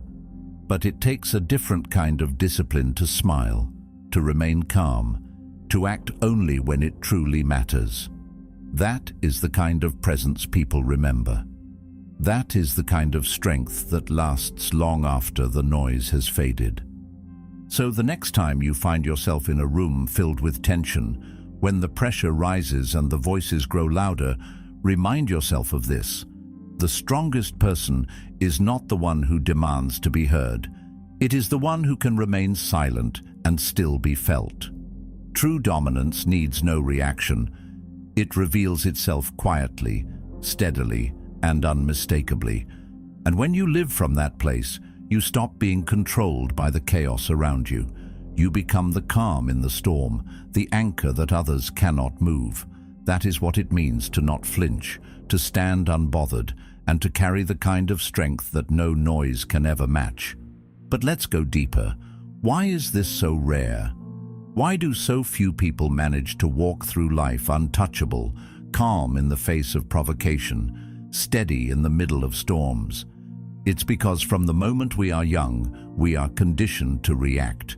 Conditioned to defend ourselves at the slightest hint of disrespect, conditioned to prove our worth whenever it is questioned, conditioned to fight back so no one sees us as weak. This training is everywhere, at school, at work, in our families, in the culture that surrounds us. The message is constant. If you don't react, you lose. Yet the truth is the opposite. The more you react, the more predictable you become.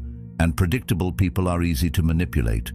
The moment someone knows exactly how to pull your strings, they own you. So the real question is this: do you want to live as someone predictable, or do you want to rise as someone untouchable? Think about the way people are tested in everyday life. Someone throws an insult and they respond with anger. Someone disagrees and they argue endlessly. Someone criticizes and they rush to defend themselves. These reactions are automatic, rehearsed, mechanical. They happen because people have not yet learned how to pause, how to observe, how to choose a response instead of being owned by an impulse. When you begin to break this conditioning, something powerful happens. You start to see that you don't have to prove yourself in every conversation. You don't have to defend yourself every time someone misunderstands you. You don't have to fight battles that add nothing to your life. Instead, you step into a new way of being, one where your silence carries more authority than your words, one where your calmness unsettles those who expected to shake you. This is why so few people achieve it. It requires the discipline to break habits that feel natural but are actually chains. Seneca once observed, "He who is brave is free." Bravery here doesn't mean shouting the loudest. It doesn't mean winning every argument. It means having the courage to let go of the need to prove yourself in the eyes of others. It means being free from the compulsion to react in order to feel validated. This is bravery of the highest kind because it is not directed outward against an enemy. It is directed inward against the ego that constantly demands recognition. And when you win that battle, you discover a kind of freedom that cannot be taken away. Consider the difference between the person who reacts to everything and the person who reacts to almost nothing. The first lives in constant turmoil. Their peace rises and falls based on what others say or do. They are exhausted because every day feels like a fight. The second, however, lives in stillness. They choose carefully what deserves their energy. Most things they simply let pass by, and because of this, they conserve their strength for the moments that truly matter. Which life do you think leads to power? Which life creates the kind of presence that people remember? The rarest individuals are the ones who can sit in the fire of provocation and not move. They do not let another person's words dictate their state of mind. They do not need to prove anything in order to feel secure. They are unpredictable, not in the sense of being chaotic, but in the sense of being beyond control. People who rely on provoking others to gain power have no strategy for someone who refuses to play the game. When you cannot be predicted, you cannot be controlled. And when you cannot be controlled, you are free. But this kind of freedom takes training. It does not arrive overnight. It is built in the small moments when you choose not to respond, when you notice the urge to defend yourself and instead let silence carry your answer, when you feel anger boiling but allow it to pass without spilling it on anyone else. Over time, these small choices rewire the way you move through the world. They transform you from someone reactive into someone steady. And the transformation is visible. People will notice that you are not like the rest. They will sense your calmness and feel both respect and confusion because you do not follow the script they expect. Socrates himself lived this principle. When accused unjustly, when mocked, when put on trial for his life, he remained calm. He did not beg. He did not rage. He did not collapse into fear. His composure was his defense. And in the end, though his body was condemned, his spirit was untouchable. His restraint turned what could have been humiliation into a lesson for all of history. This is what happens when you refuse to let others dictate your reactions. You shape not only the moment, but also the legacy that follows you. And isn't that the irony? We are trained to believe that reacting proves our strength, when in reality, it only shows our weakness. It reveals exactly where we can be controlled. It tells the world, if you want to move me, here's how. But when you stop reacting, when you cultivate the art of calmness, you close that door. You give no one the manual to your emotions. Instead, you keep your power close, within yourself, unshakable and unseen, until you choose to reveal it. That is what it means to be untouchable. Not that nothing ever happens to you, but that nothing owns you when it does. Plato once said, "The first and best victory is to conquer self." This victory does not come with applause. It comes quietly, in the moments no one else notices. It comes when you let go of the urge to answer back, when you refuse to waste your peace on battles that do not matter. It comes when you realize that the greatest strength is not found in controlling others, but in controlling yourself. And once you taste that victory, you realize how rare and precious it is. So ask yourself, do you want to live as someone predictable, whose reactions can be pulled from them with the simplest provocation? Or do you want to rise above, to become the one who remains steady, who cannot be controlled, who carries a presence that speaks louder than any argument? This choice, though difficult, is the secret to becoming untouchable. And though few have the discipline to live this way, those who do stand apart. They are remembered not for the noise they made, but for the calm they carried. The path is not glamorous, but it is transformative.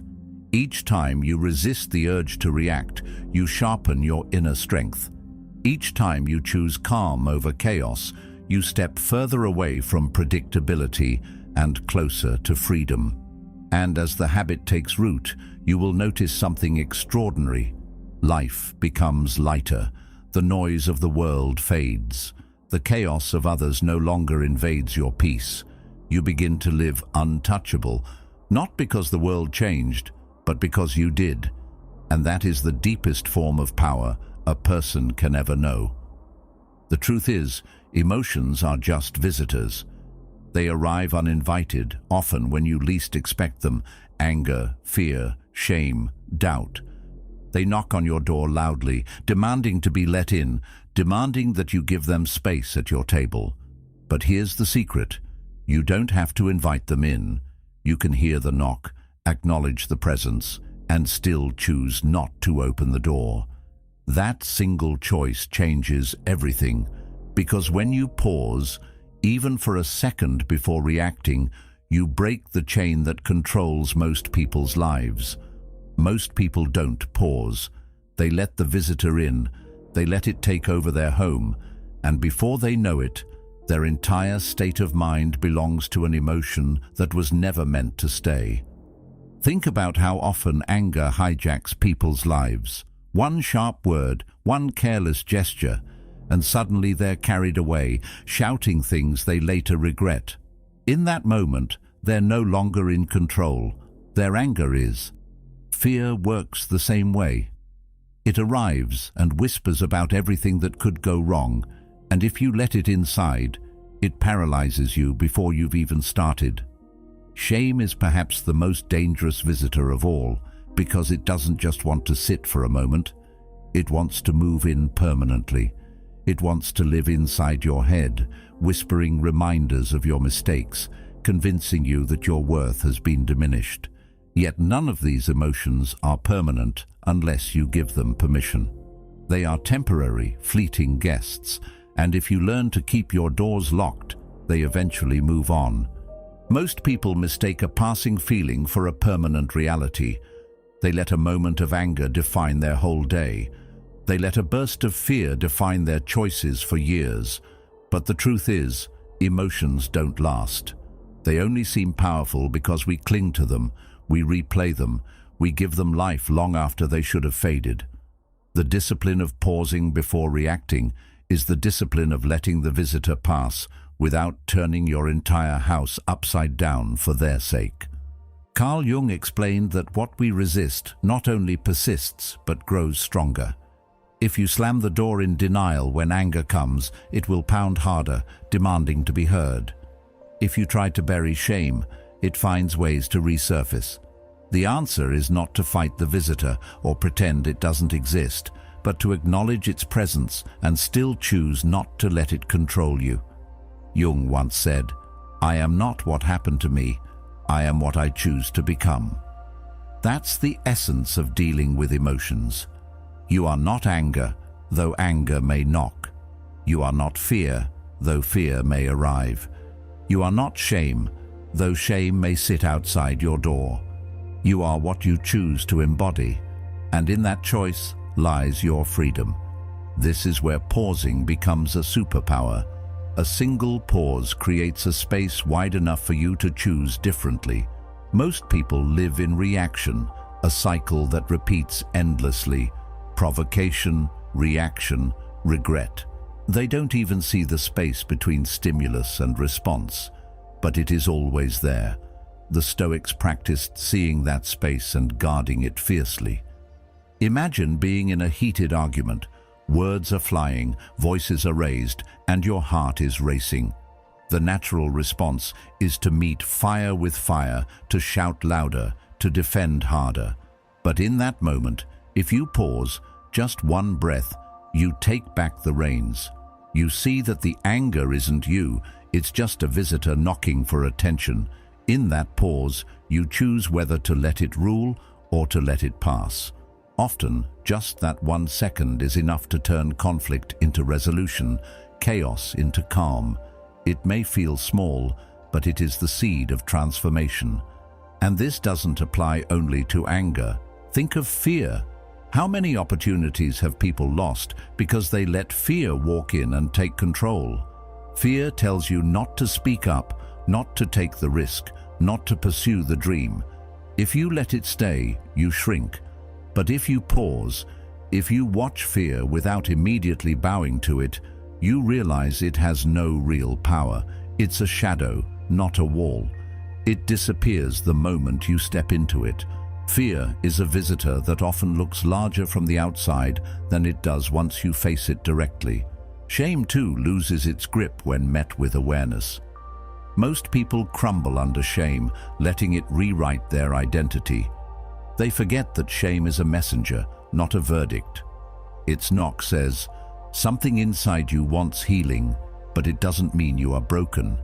By pausing before you absorb its voice, you can take the lesson without letting the weight destroy you.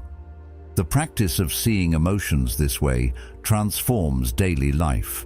Instead of being carried away by every mood swing, you begin to watch yourself. You notice the rise of irritation in traffic and choose not to let it take your peace. You feel the sting of rejection, but refuse to let it define your value. You recognize the rush of excitement and choose not to make impulsive promises in its grip. Over time, this practice becomes a habit, and the habit becomes strength. People around you will notice. They'll wonder how you stay calm in situations that drive others mad. They'll notice that you don't flinch, don't crumble, don't let yourself be owned by emotions. This kind of mastery doesn't mean life stops testing you. If anything, the tests grow sharper. People will try harder to provoke you. Life will throw greater challenges in your path. But the difference is that you will no longer be a slave to the knock at the door. You will see the emotion, nod in acknowledgement, and move on with clarity. You will stop mistaking every knock for a command and start treating it as background noise. This is how the strongest individuals are made, not by eliminating emotions, but by learning to stand beside them without falling. Socrates once said, "The unexamined life is not worth living." Examining your emotions in this way is part of living examined. It's noticing when you're reacting on autopilot and asking, is this me, or is this just a visitor trying to move in? That question alone is enough to break the spell. You begin to see that what you once called your personality, your temper, your fears, your shame, was often nothing more than a series of unexamined reactions. Once you see that, you are free to shape a different self, one built on choice rather than compulsion. The more you live this way, the more you realize how rare it is. Most people around you will still slam the door or fling it wide open, ruled by every knock they hear. But you will move differently. You'll carry a calm that unsettles those who try to provoke you, because they cannot find the handle to open your door. And in that calm lies influence. People will look to you not because you speak the loudest, but because you remain unmoved. They'll wonder what makes you different, and the answer will always be simple. You no longer invite every visitor to stay. And isn't that what freedom truly means? Not that emotions never come, but that they no longer dictate your life. You become the host, not the guest. You choose what enters, what stays, and what leaves. And in making that choice, you become untouchable. Not because the knocks stop, but because you learned that not every knock deserves an answer. Have you noticed how failure destroys some people, while others seem to rise from it with even greater strength? The event itself is rarely the deciding factor. Two people can experience the same setback: losing a job, failing a business, being rejected, and their paths will diverge completely. One will collapse under the weight of defeat, carrying it like a chain for years. The other will dust themselves off, learn something from the experience, and move forward with sharper focus. The difference isn't the failure. The difference is the attachment. When you treat failure as proof of your inadequacy, it becomes part of your identity. But when you treat it as information, as feedback, it becomes data that guides your growth. One path leads to paralysis, the other leads to resilience. This shift in perspective is everything. People often forget that failure has no meaning until we assign it one. It's just an event, a moment in time. But we cling to it, replay it, weave it into the story we tell ourselves about who we are. And once that happens, it becomes heavier than the event itself. Carl Jung understood this deeply. He wrote that, "In all chaos there is a cosmos, in all disorder, a secret order." What feels like destruction often hides the seeds of transformation. But if we cling to our expectation of how life should unfold, we miss it. The attachment to a perfect outcome blinds us to the hidden order in the setback. Failure, when examined closely, is often a redirection, a lesson pointing us toward a path we could not have seen otherwise. But you can only discover that order if you detach your identity from the failure itself. If you collapse into despair and tell yourself, "I am a failure," you stop searching for meaning, and the hidden order remains buried. This is why some people fall apart. They confuse failing at something with being a failure. Those two things are not the same. One is an event, the other is a self-image. And when you attach the event to your identity, you trap yourself in it. The stronger the attachment, the tighter the chains. Every time you face something new, the memory of past failures whispers in your ear, convincing you not to try. It's not the failure that destroys people, it's the story they build around it. But what if you stripped failure of that story? What if you saw it only as information, a test result, a signal, a reflection of what worked and what didn't? Scientists live this way by nature. Every failed experiment isn't a tragedy, it's data. It narrows the path, points the way forward. Why can't life be approached the same way? The ones who use failure as fuel understand this. They collect the data, learn, and keep moving. They don't carry the weight of shame with them. They understand that failure belongs to the past the moment it happens, and the only rational choice is to use it as guidance for the future. Think of Thomas Edison's experiments with the light bulb. Thousands of attempts, most of which didn't work. Had he taken failure as identity, the story would have ended long before success. But each failure was seen as discovery, one more way that wouldn't work. Each setback became part of the data that eventually led to breakthrough. While Edison isn't one of the philosophers we've referenced, his story embodies their wisdom perfectly. Failure doesn't kill progress, attachment does. The refusal to detach identity from outcome is what ends most journeys before they truly begin. Epictetus put it in simple terms. It's not things that upset us, but our judgments about things. Failure itself doesn't break you. Your judgment of it does. If you tell yourself, "This proves I'm not capable," then you will live in that shadow. But if you tell yourself, "This shows me how to improve," then the very same event becomes fuel. The power of that shift cannot be overstated. One leads to despair, the other to resilience. And resilience is the foundation of all greatness. Look closely at anyone who has built something meaningful, and you'll see this pattern. They all failed, they all stumbled, they all faced rejection. The difference is that they didn't attach themselves to those moments. They didn't wear failure like a badge of identity.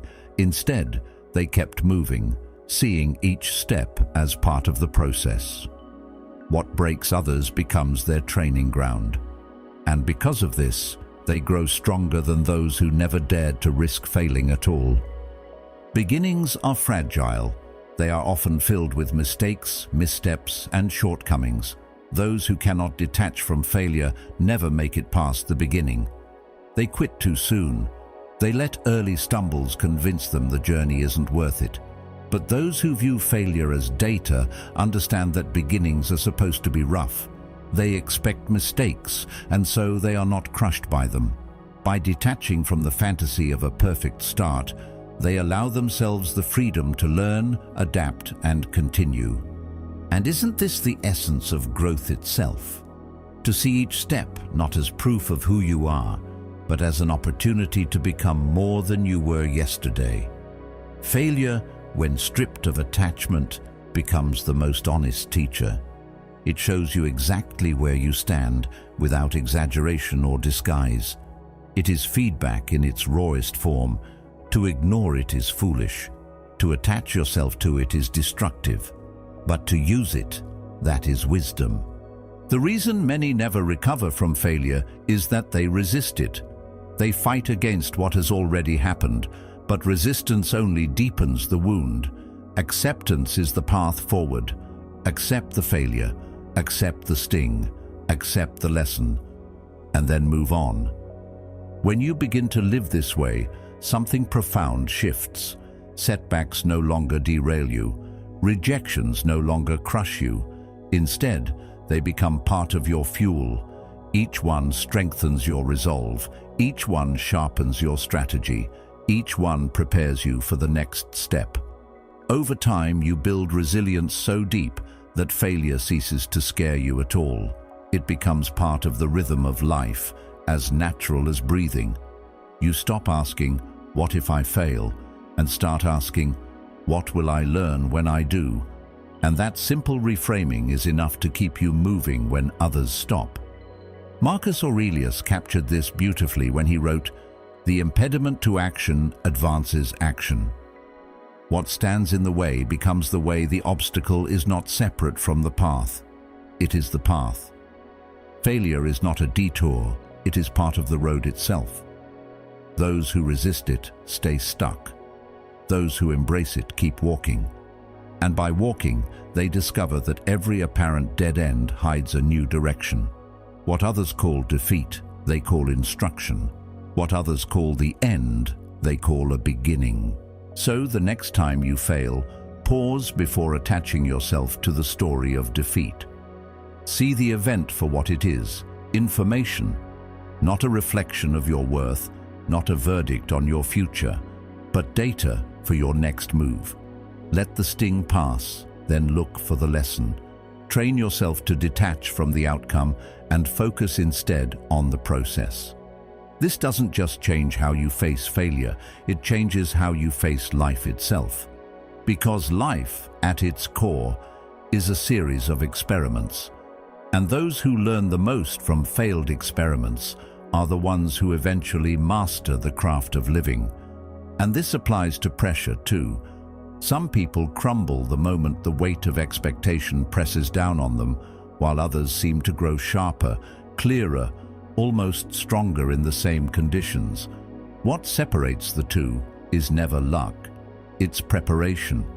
Life is not a question of whether storms will come, it's only a question of when. Those who live expecting calm seas are always caught off guard when the winds rise. But those who prepare for the inevitable turbulence are never truly surprised. Pressure doesn't create weakness or strength. It only reveals what was already there. It exposes the training you've already done, or the lack of it. Think of the way soldiers are trained. They don't wait until the battlefield to test their discipline. They prepare for months, even years, running drills until their responses become second nature. When chaos comes, they don't rely on luck. They rely on their training. The same is true in life. Pressure shows up in arguments, in financial struggles, in failures, in loss. And if you've never trained your mind to remain steady, those storms will break you.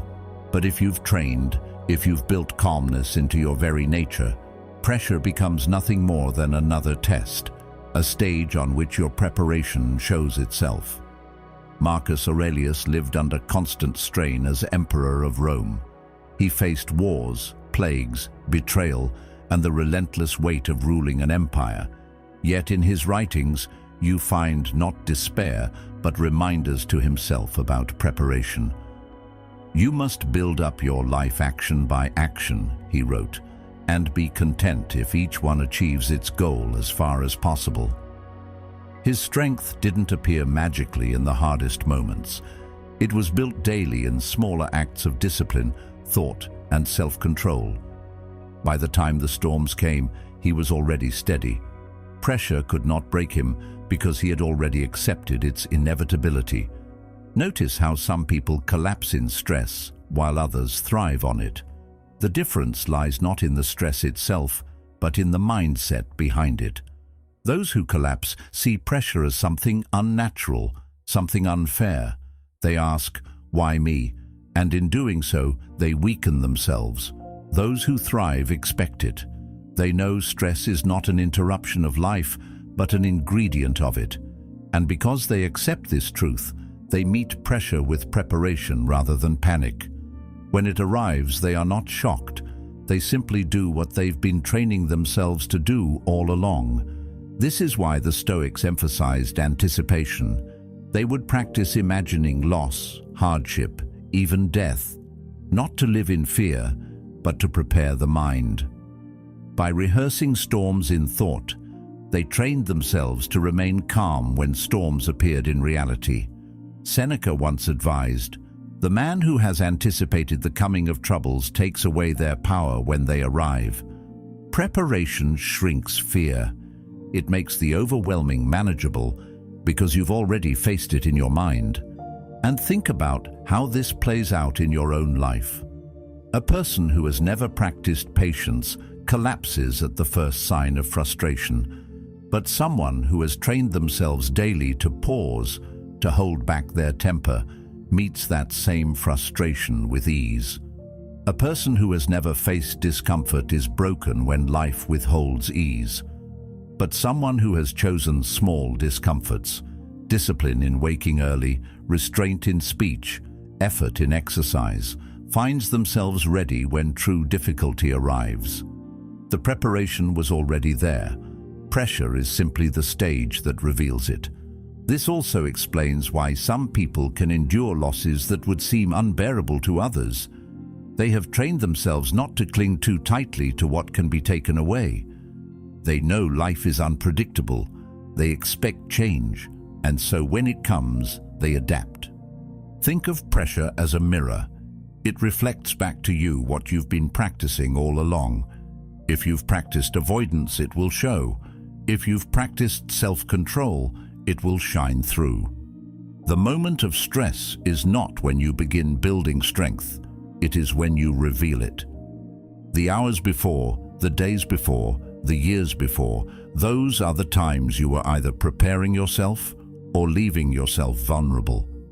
That is why some people thrive when tested. They've been rehearsing long before the curtain was ever drawn.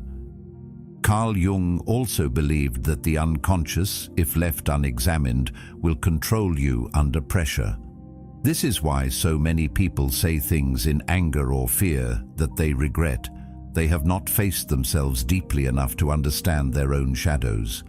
Under stress, the unexamined parts of themselves rise up and take command.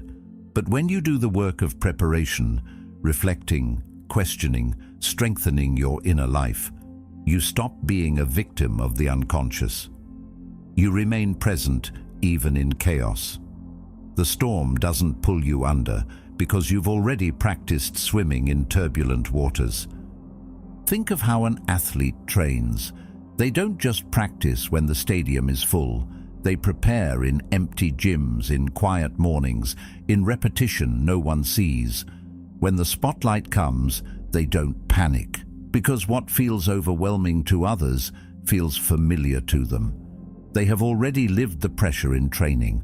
The same is true for the mind. If you practice calmness in small irritations, you will not be undone by larger ones. If you train yourself to accept loss in small ways, the greater losses will not destroy you. The strength you build quietly becomes your shield when the storm comes publicly. And here's the hidden truth. Pressure doesn't weaken you.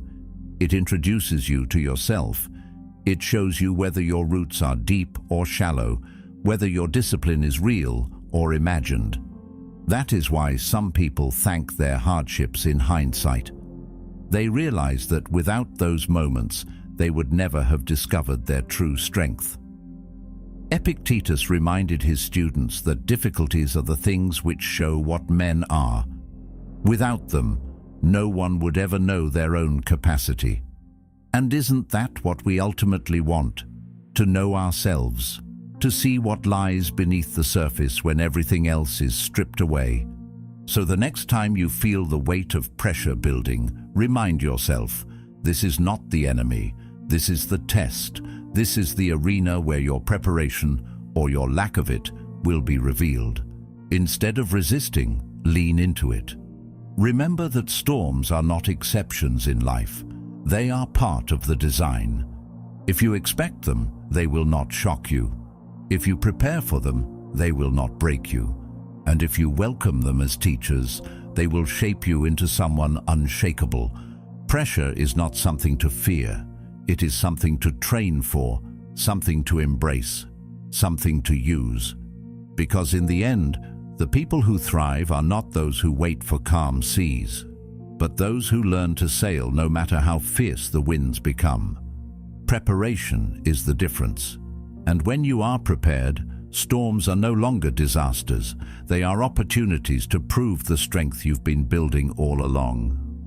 Ask yourself, how many battles have you fought in your mind that never really mattered in reality? How many hours have you lost replaying conversations, imagining worst-case scenarios, or agonizing over outcomes that never came to pass? We all do it. Our minds are experts at conjuring storms that don't exist. And yet, those storms feel so real in the moment that they consume our energy, shape our moods, and sometimes even change the choices we make. Most of these worries fade with time, but in the moment, we hand them power as if they are eternal truths. It's almost as if we are living two lives at once, the life in front of us and the one inside our head. And often, the second one feels heavier than the first. Worry thrives on repetition. It loops the same thought over and over, convincing you that by dwelling on it, you are somehow preparing yourself. But this is an illusion. The truth is, worry rarely prevents pain. It only creates it twice. You suffer first in imagination, and then again if the event actually happens. Most of the time, the imagined suffering is worse than the reality ever could be, yet we pour our energy into it as if it were the most important battle of our lives. The wise choose differently. They recognize that energy is a limited resource. Every thought, every worry, every conflict you entertain drains you. And because of that, you cannot afford to fight every battle. You cannot afford to spend yourself on what doesn't move you forward. Marcus Aurelius advised himself in his meditations to ask whether the thing disturbing him would matter in 10 years or even 10 days. That question has the power to shrink most worries instantly. When viewed in the perspective of time, most battles lose their size, revealing themselves for what they really are: fleeting irritations, not eternal truths. Think about the last time you were consumed by worry. Maybe it was about someone's opinion of you, or about a situation at work, or about a mistake you made in the past. In the moment, it felt massive. But looking back now, does it carry the same weight? Most likely not. The storm passes, the world moves on, and the thing that once kept you awake at night fades into irrelevance. Yet, in the moment, you treated it as if it were life-defining. This is the cost of fighting battles in the mind. You pay with your peace for things that never deserved it. There is a discipline in choosing your battles, and it begins with awareness. Awareness of how often you're dragged into fights that don't exist. Awareness of how much energy you spend on ghosts. Once you notice, you can start to step back. You can remind yourself that not every thought deserves to be entertained. You can let some pass like clouds instead of turning each one into a storm. The more you practice this, the lighter your mind becomes. Instead of constantly being at war with yourself, you discover peace, not because the world is easier, but because you are wiser with your attention. Aristotle observed, "The energy of the mind is the essence of life. That energy is either wasted on meaningless battles or invested in meaningful ones. Every time you allow your mind to spiral into endless worry, you drain the energy that could be used to create, to solve, to grow. It's like carrying water in a leaking bucket. You pour out effort, but by the time you need it, nothing remains. Those who learn to seal those leaks, who stop wasting energy on shadows, suddenly find themselves with a reservoir of strength for what truly matters. And when you begin to live this way, you notice something else. The world becomes quieter. Not because external problems vanish, but because the internal noise reduces. You stop over-analyzing every word spoken to you. You stop obsessing over every uncertain outcome. You stop rehearsing conversations that will never happen. Instead, you reserve your focus for what is directly in front of you. And in that simplicity, you find clarity. The mind that once felt like a battlefield begins to feel like a sanctuary. This does not mean you ignore problems. The wise are not careless. It means you recognize the difference between problems that require action and problems that only exist in thought. One is real, the other is imagined. One needs solving, the other needs letting go. This distinction is what separates those who remain steady from those who are constantly anxious. The anxious person fights endlessly, losing battles that never existed. The steady person chooses carefully, saving their strength for what matters most. Plato once said, "The part can never be well unless the whole is well." If your mind is at war with itself, no single part of your life can truly be at peace. That's why choosing battles is not just about efficiency. It's about health, about balance, about harmony. When you stop fighting unnecessary wars in your head, the rest of your life begins to align. Your relationships become calmer, your work becomes clearer, your presence becomes steadier. Peace of mind ripples outward, shaping everything you touch. So the next time your mind begins to spiral, pause. Ask yourself, does this battle matter? Will it still matter tomorrow, next month, or next year? If the answer is no, then let it go. Save your energy for what deserves it. Save your strength for the challenges that shape you. Because in the end, the mind will always present you with battles, but only you can decide which ones are worth fighting. And that choice, the choice to invest only where it matters, is what separates a life consumed by worry from a life lived with wisdom. And what about approval? Isn't it exhausting chasing the validation of people who, in truth, will forget your name tomorrow? How many choices are made not because they align with our values, but because they align with what we think will earn us praise? We change how we speak, how we act, even how we dream, just to fit into the molds others hand us. But the tragedy is that applause is fleeting. One moment it lifts you, the next it vanishes, and you are left empty, desperate for the next hit of validation. The moment you stop needing that applause, the moment you let go of the hunger for approval, you taste freedom. Approval is a leash, and every time you pull against it, you only tighten the hold. But detachment, that is freedom. Marcus Aurelius, burdened with the weight of an empire, still reminded himself daily, "It never ceases to amaze me.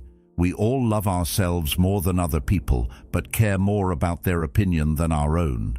He saw clearly how absurd this trap is. We already know ourselves better than anyone else, and yet we allow strangers, critics, even casual acquaintances to carry more influence over our sense of worth than our own inner judgment. Isn't that madness? To abandon the one voice that truly knows us for the clamor of voices that barely see us. And yet most people live like this, enslaved by approval. And notice what happens when you do. The same people whose approval you once chased may be confused, even disappointed, because you no longer bend to their expectations. But over time, something shifts. People begin to respect you more when they realize you don't need their approval. You become untouchable in a way that those who beg for validation never can be. This is why approval is so dangerous. It disguises itself as connection. We think that by earning approval, we're building bonds, but in truth, we're building cages. We're training ourselves to move only when others pull the strings. Every word becomes calculated, every step designed for effect, until we are no longer living, only performing, and in the process, we forget who we are. Detachment breaks this cycle. It hands the pen of your story back to you. Instead of being written by others, your life begins to reflect your own truth. But detachment takes courage. It means risking disapproval. It means standing firm in your decisions when people criticize. It means holding to your vision even when the crowd mocks it.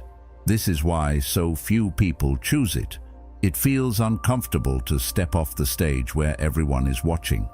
Yet that discomfort is the doorway to freedom. Socrates endured ridicule and trial for refusing to conform to the expectations of Athens. He could have lived longer by yielding, but he chose to remain true to himself. His freedom lay not in survival, but in integrity. And integrity is what detachment protects. And here's the paradox. When you stop seeking approval, you actually gain more of it. Not the shallow applause that comes and goes, but the deeper respect that comes from authenticity.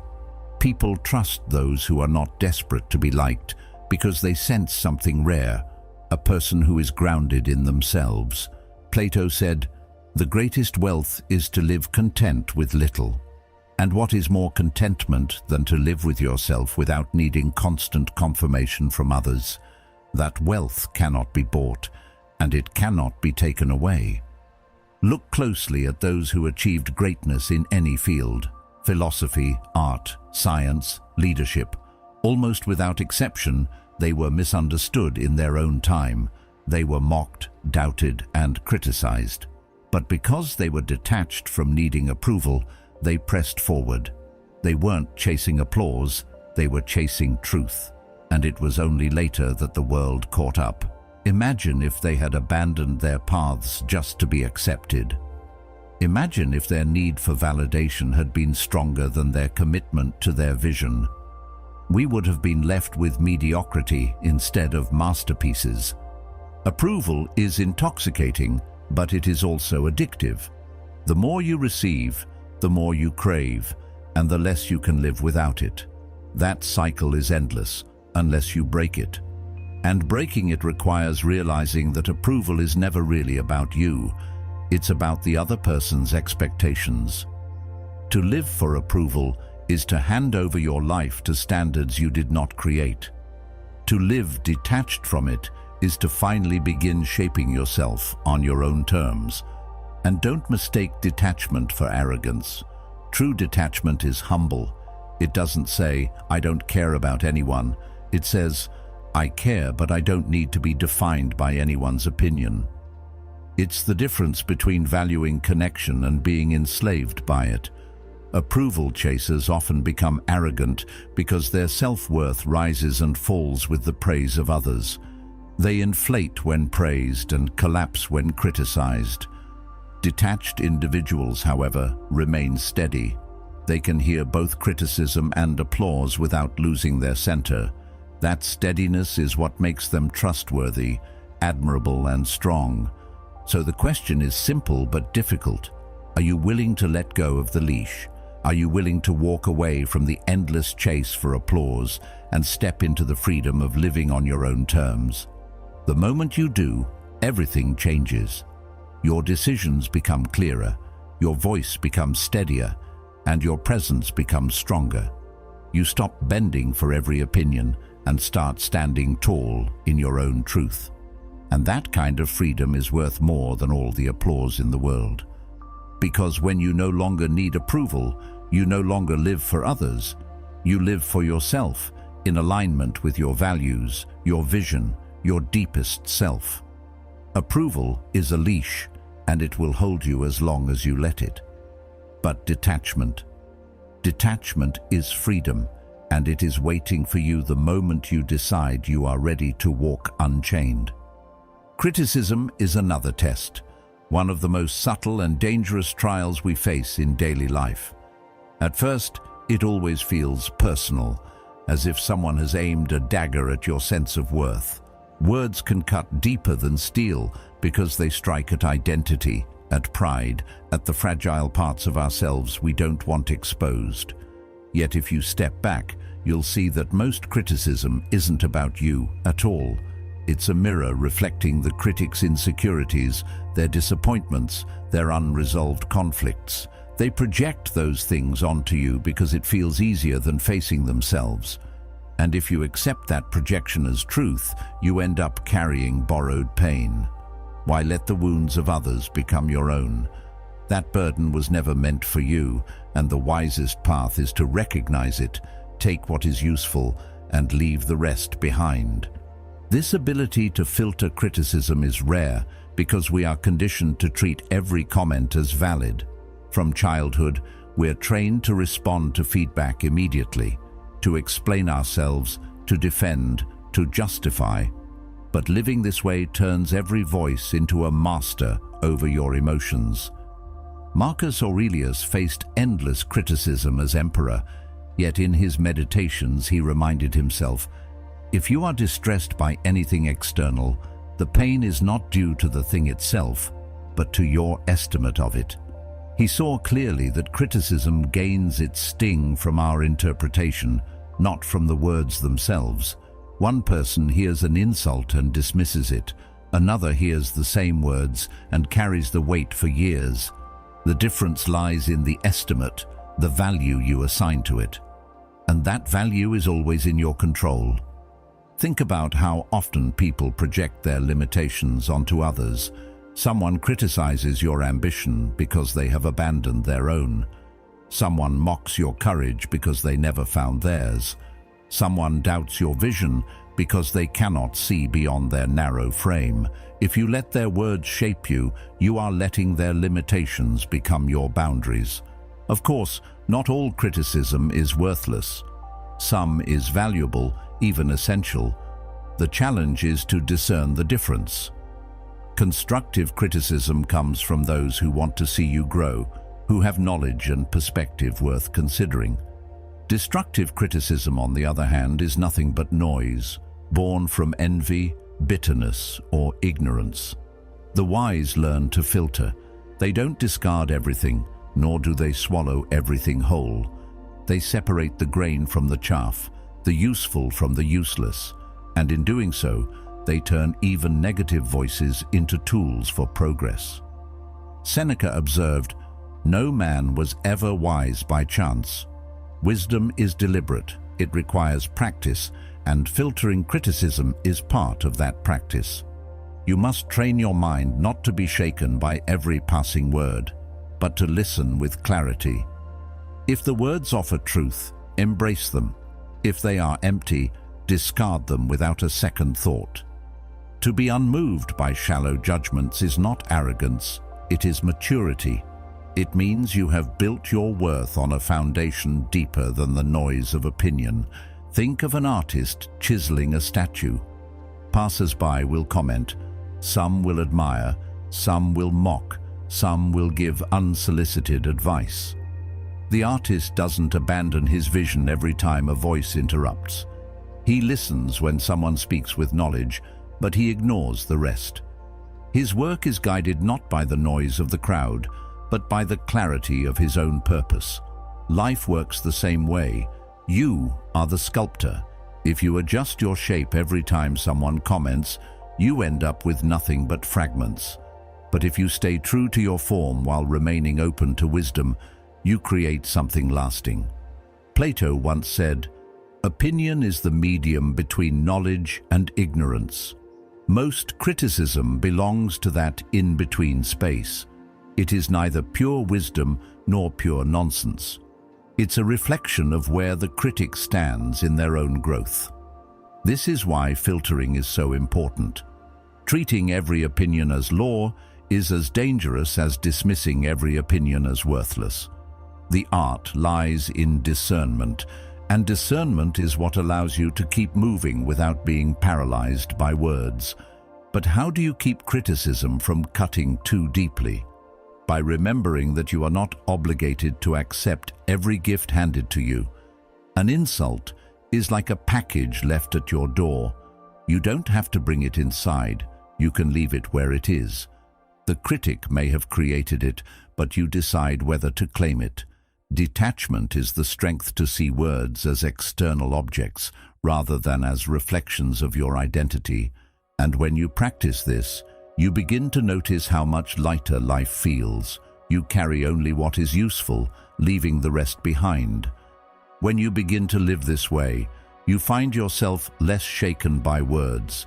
You hear them, you consider them, but you do not carry them. They pass through you like wind.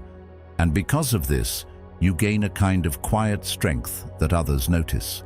You become someone who cannot be easily manipulated by opinion, someone whose worth is rooted deeper than the surface. And this calmness is magnetic. People are drawn to those who remain steady in the storm of voices. So the next time criticism comes, and it will, remember that it is just another test, not of your worth, but of your wisdom. Keep what helps you grow, discard the rest, and move on. Because life is too short to carry the pain that others are trying to hand you. And the freedom of living unbothered is found not in silencing critics, but in silencing the part of yourself that believes every word deserves your energy. Do you see the pattern? When you act unaffected, you don't just protect yourself from harm, you completely flip the power dynamic. The moment someone realizes their words or actions cannot penetrate you, the balance shifts. Instead of you struggling to defend yourself, they begin struggling to understand you. People admire what they cannot shake because it suggests a depth of strength they don't yet possess. And they respect what they can't easily figure out because mystery has always carried its own kind of power.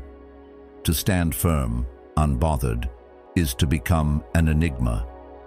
And mystery, in itself, becomes strength. Think of the times in history where true influence came not from loud displays, but from quiet, steady composure. Leaders who didn't need to explain themselves at every turn often carried the most authority. Their silence was not emptiness, it was presence. Marcus Aurelius once reminded himself, "Be like the rock against which the waves continually break, but it stands firm and tames the fury of the water around it." This image is powerful. The rock doesn't shout at the waves, doesn't attempt to stop them. It simply remains unmoved. And because of this, it transforms the chaos around it into calm. That is the kind of strength people feel when you act unaffected, a groundedness that speaks louder than reaction ever could. Carl Jung spoke of the psyche in similar terms, emphasizing that people are unsettled when they meet something they can't categorize.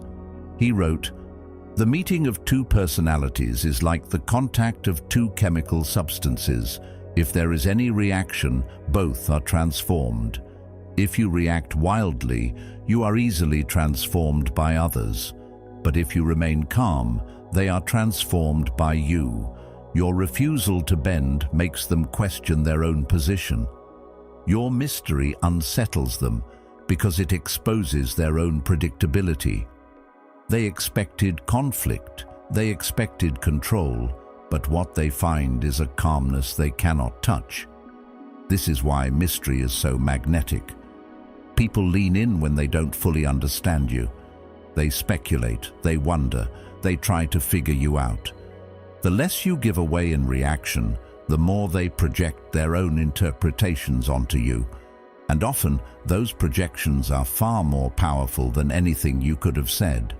Silence, restraint, and composure invite curiosity. And curiosity is one of the strongest forces of attraction. People are drawn to what they cannot easily define. Seneca offered a simple piece of wisdom. If you wish to be loved, love.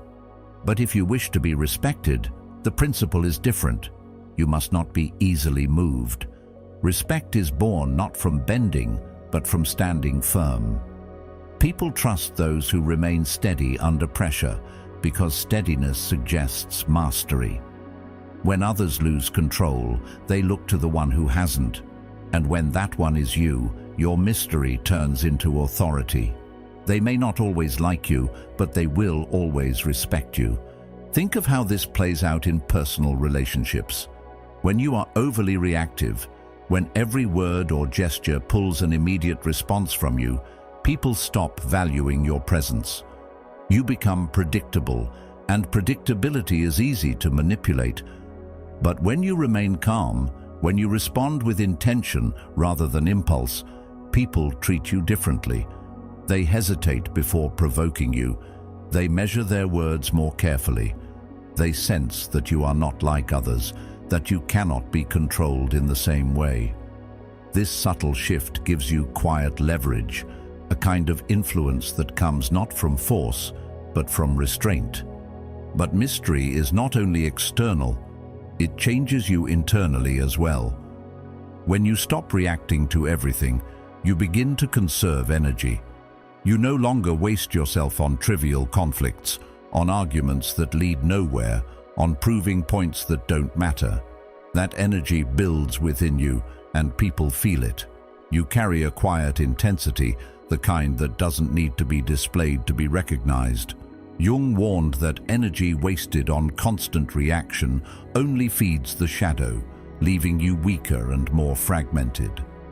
But when you choose calmness, you direct that energy inward, toward integration, toward strength. Think about how nature teaches this lesson. A storm may rage loudly, but it always passes. The mountain, silent and steady, remains. The oak tree sways in the wind but does not uproot. The river cuts through stone, not by force but by persistence. These are the images of true strength, unbothered, patient, enduring. People admire them because they represent what we all secretly desire: stability in a world of chaos. And when you embody even a fraction of that in your own life, you carry the same kind of quiet power. And here lies the paradox of respect. People may laugh at the loudest person in the room, but they almost always admire the one who speaks least and yet is most felt. Mystery unsettles because it cannot be controlled. It creates questions instead of answers. And in a world obsessed with instant clarity and constant noise, that quiet uncertainty becomes irresistible. Epictetus once taught, "If you want to improve, be content to be thought foolish and stupid." At first, mystery often feels like that. People will misunderstand you, misjudge you, fill the silence with their own assumptions. But in time, they begin to see the strength behind your restraint. They realize you were never foolish. You were simply beyond their grasp. And by then, The respect you carry is deeper than any argument could have earned, so when you act unaffected, you are not only protecting yourself from needless suffering, you are reshaping the very power dynamic around you. People admire what they cannot move, they respect what they cannot predict. And in your calmness, in your silence, in your refusal to react, you create a mystery that becomes your greatest strength. Not because you've hidden who you are, but because you've revealed that your center is unshakable. And in a world where most are constantly pulled in every direction, that steadiness will always stand out as rare, as valuable, and as undeniably powerful. And silence? Silence is a weapon, though most people don't realize it. They rush to explain themselves, to defend, to justify, to prove that they're right. It feels uncomfortable to let words hang in the air unanswered. But the one who can stay silent commands attention without even asking for it. Silence makes people lean in. It forces them to think. It unsettles them in a way that words never could. Words reveal, silence conceals, and concealment has always been a form of power. Which one, then, do you think holds more weight? The person who spills everything, or the one who leaves you wondering? Think about how uncomfortable silence makes people in conversation. A pause of just a few seconds can feel endless. Many rush to fill it, speaking too much, giving away their intentions, or exposing weaknesses they didn't mean to reveal. But the one who can sit calmly in silence is in control of the moment. They don't need to rush. They don't need to fill the air with explanations. Their stillness itself is a statement. I am not unsettled. I am not afraid of space. I am not desperate to be understood. Marcus Aurelius reminded himself constantly of the same lesson. If you are silent, be silent out of love. If you speak, speak with love. His point was not just about kindness, but about intentionality. Don't waste words. Don't speak because you're uncomfortable. Speak only when your words serve a purpose, and remain silent when they don't. That discipline creates authority. People come to know that when you speak, it matters. And that anticipation gives your voice more weight than those who talk endlessly. Silence, then, is not weakness, it's restraint. And restraint is strength. The irony is that silence often says more than words ever could. When someone insults you, silence communicates that their attempt didn't even merit a response. When someone pressures you for an answer, silence shows that you are not hurried. When someone tries to provoke you, silence reveals that you are untouchable. In every case, the absence of reaction speaks volumes. And silence doesn't only disarm others, it sharpens you. When you speak less, you listen more. You hear the tone beneath the words, the hesitation in the voice, the contradiction between what someone says and what their body communicates. Most people miss these details because they are too busy preparing their own responses. But silence makes you observant. It allows you to gather information without giving away your own position. This is why in negotiations, in arguments, and even in everyday interactions, silence is often the most strategic move. You reveal nothing while learning everything. Seneca captured this wisdom when he wrote, "It is quality rather than quantity that matters." He meant it about life itself, but the principle applies equally to words. A few words spoken at the right time carry more force than endless chatter. Silence ensures that when you do speak, your words are not diluted. They strike harder because they are rare. Like a sword unsheathed only when necessary, your voice becomes a weapon sharpened by restraint. Think about the leaders, the mentors, the figures you have respected most. Were they the ones who filled the air with constant words, or were they the ones who spoke less, but whose words carried weight? The quiet ones often leave the deepest impression because their silence creates space. Space for thought, space for meaning, space for mystery. And yet silence is not passive. It is not indifference.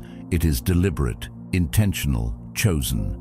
A weapon not to harm, but to protect your peace and preserve your power. Silence doesn't mean you accept everything. It means you don't waste yourself on what doesn't deserve you. This kind of silence can feel radical in a world obsessed with noise.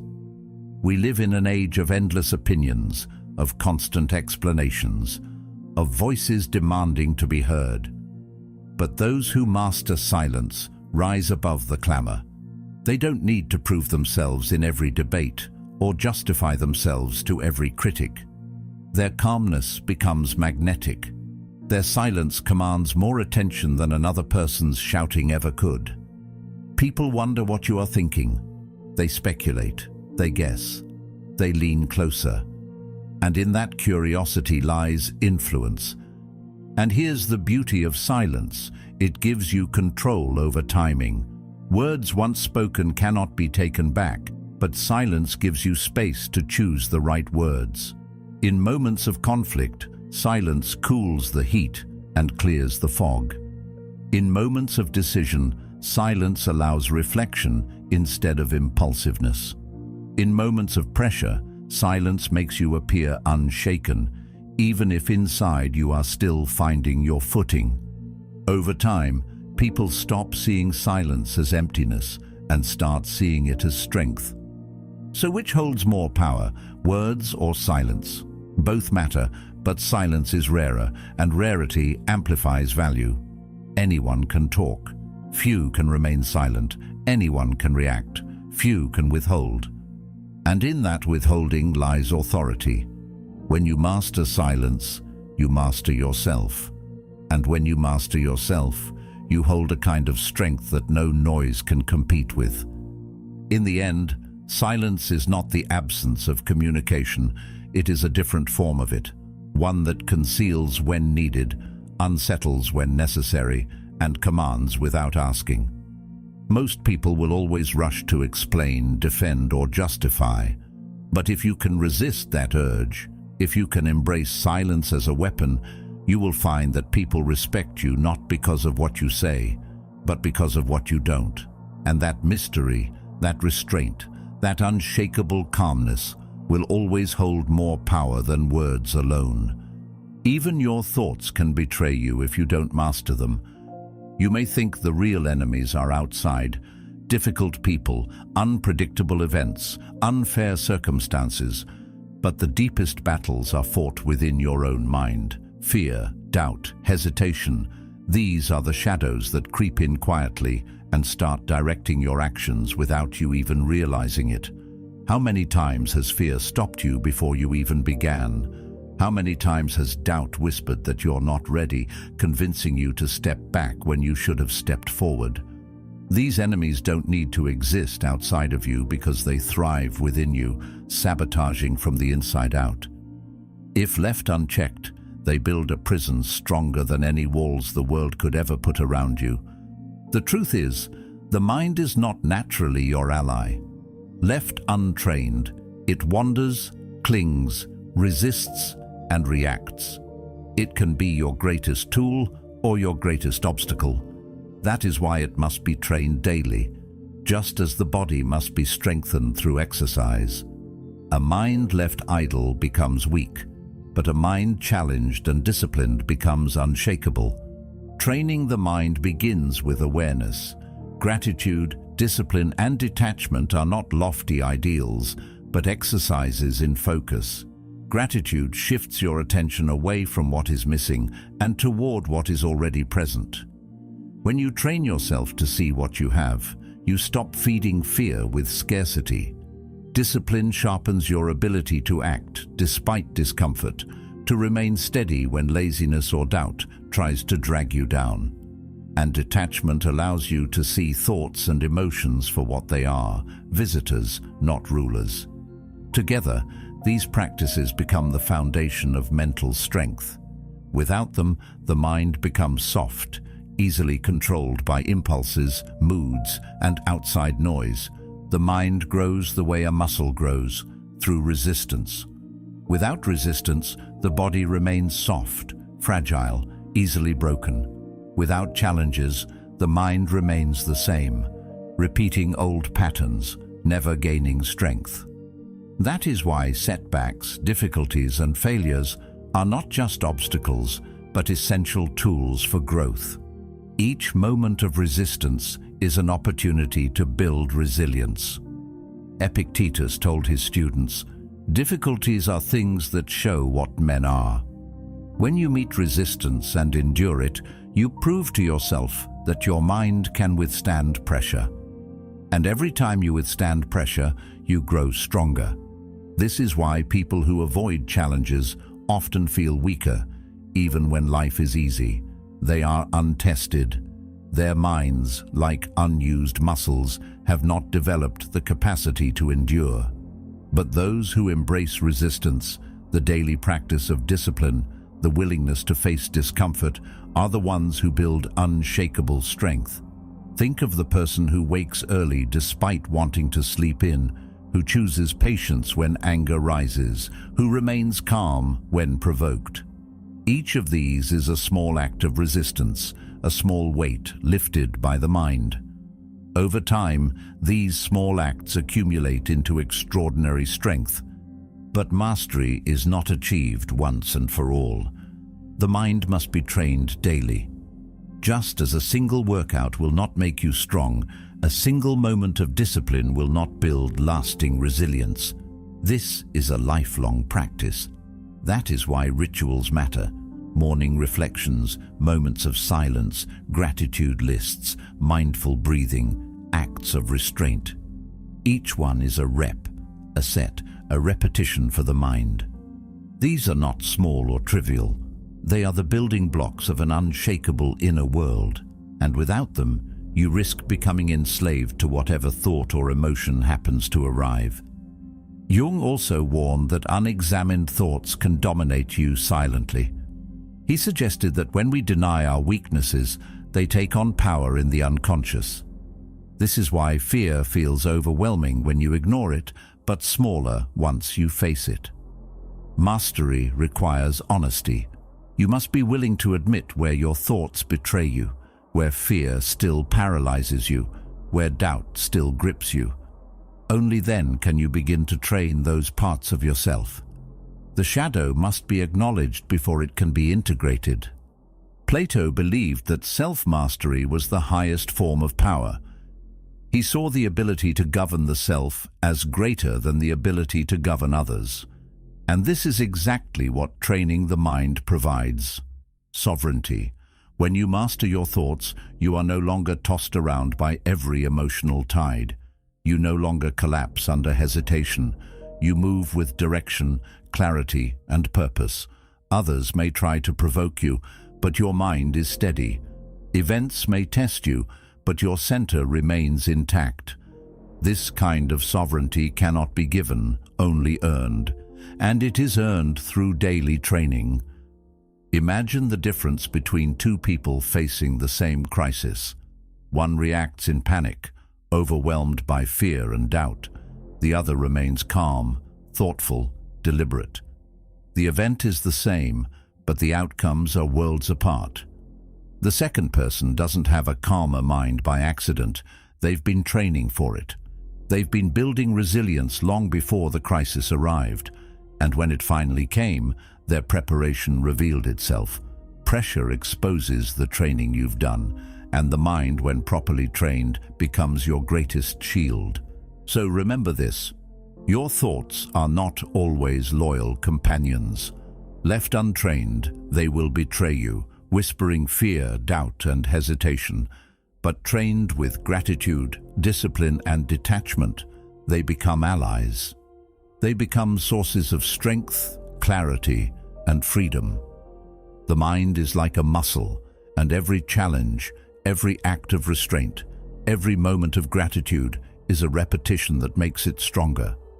Over time, that strength becomes unshakable.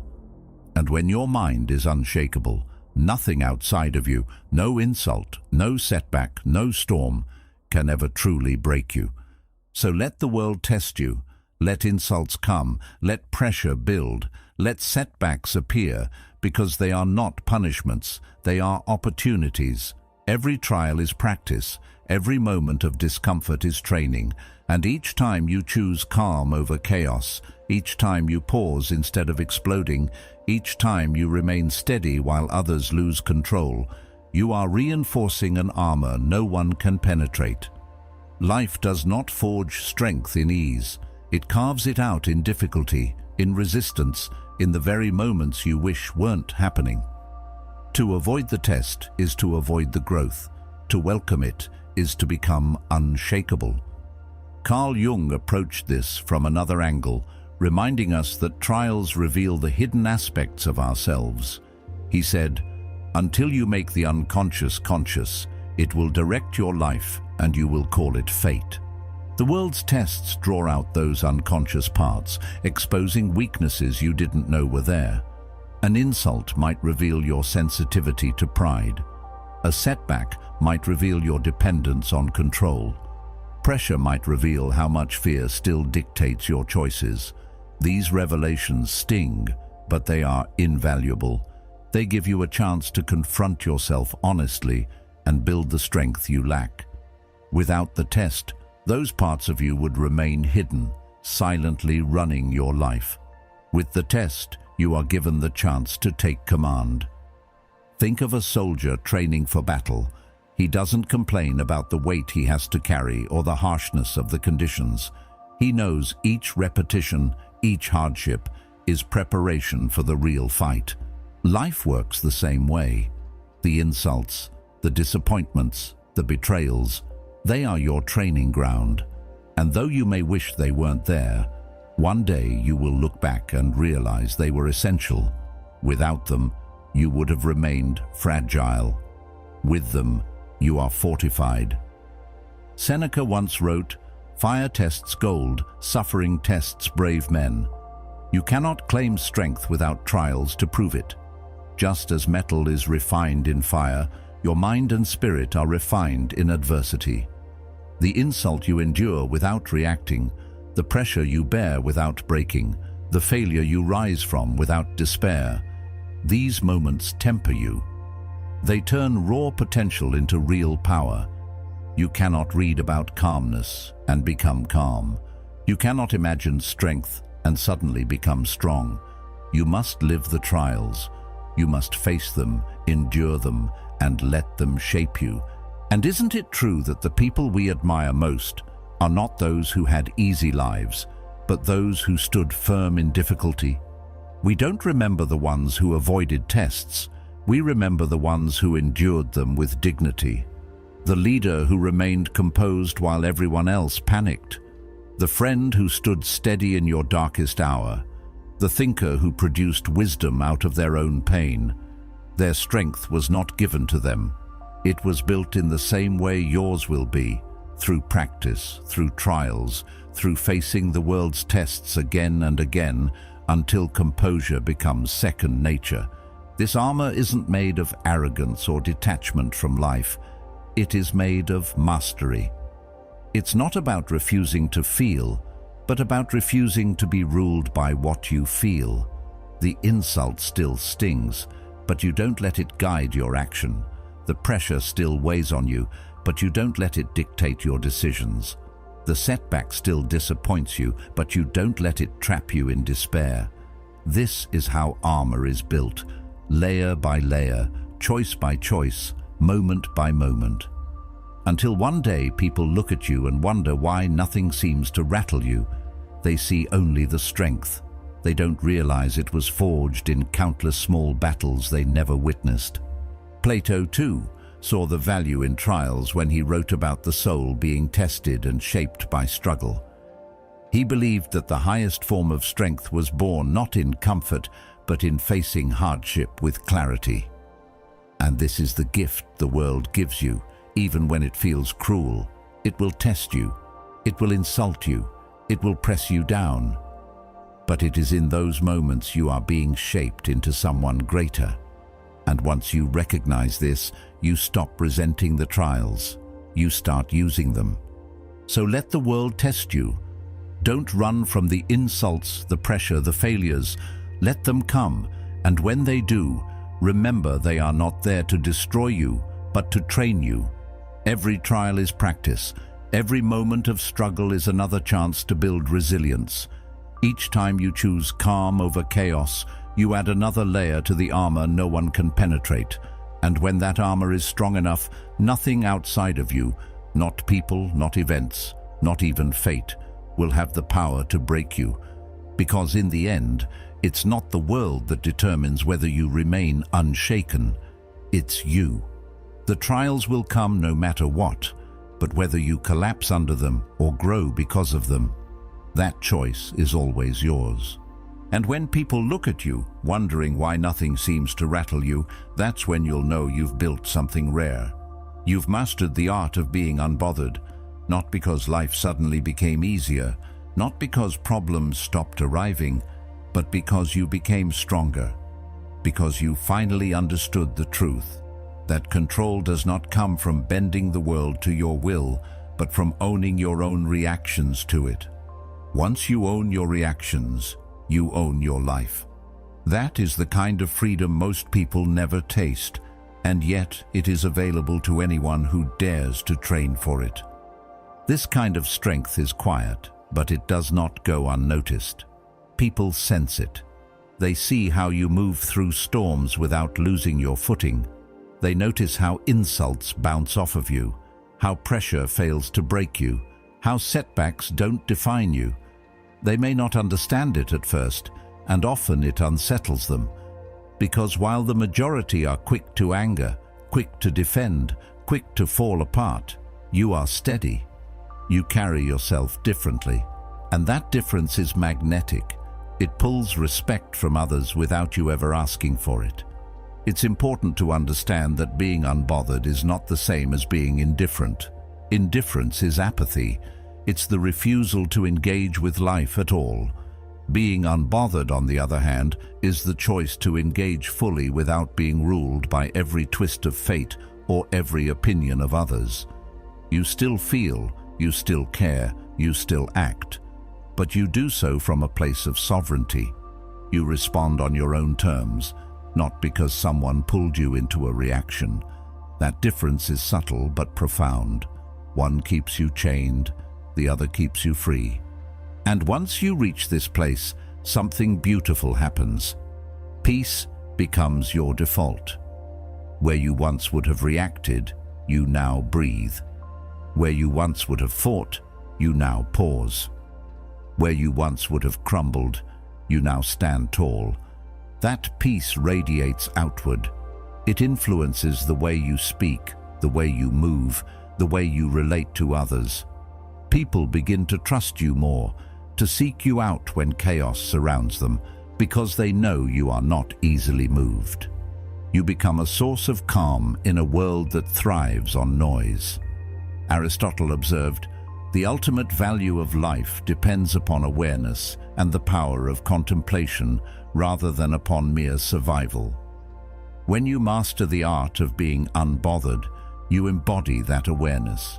You're no longer living in a state of survival, reacting to every spark around you. You are living deliberately, with clarity, with intention.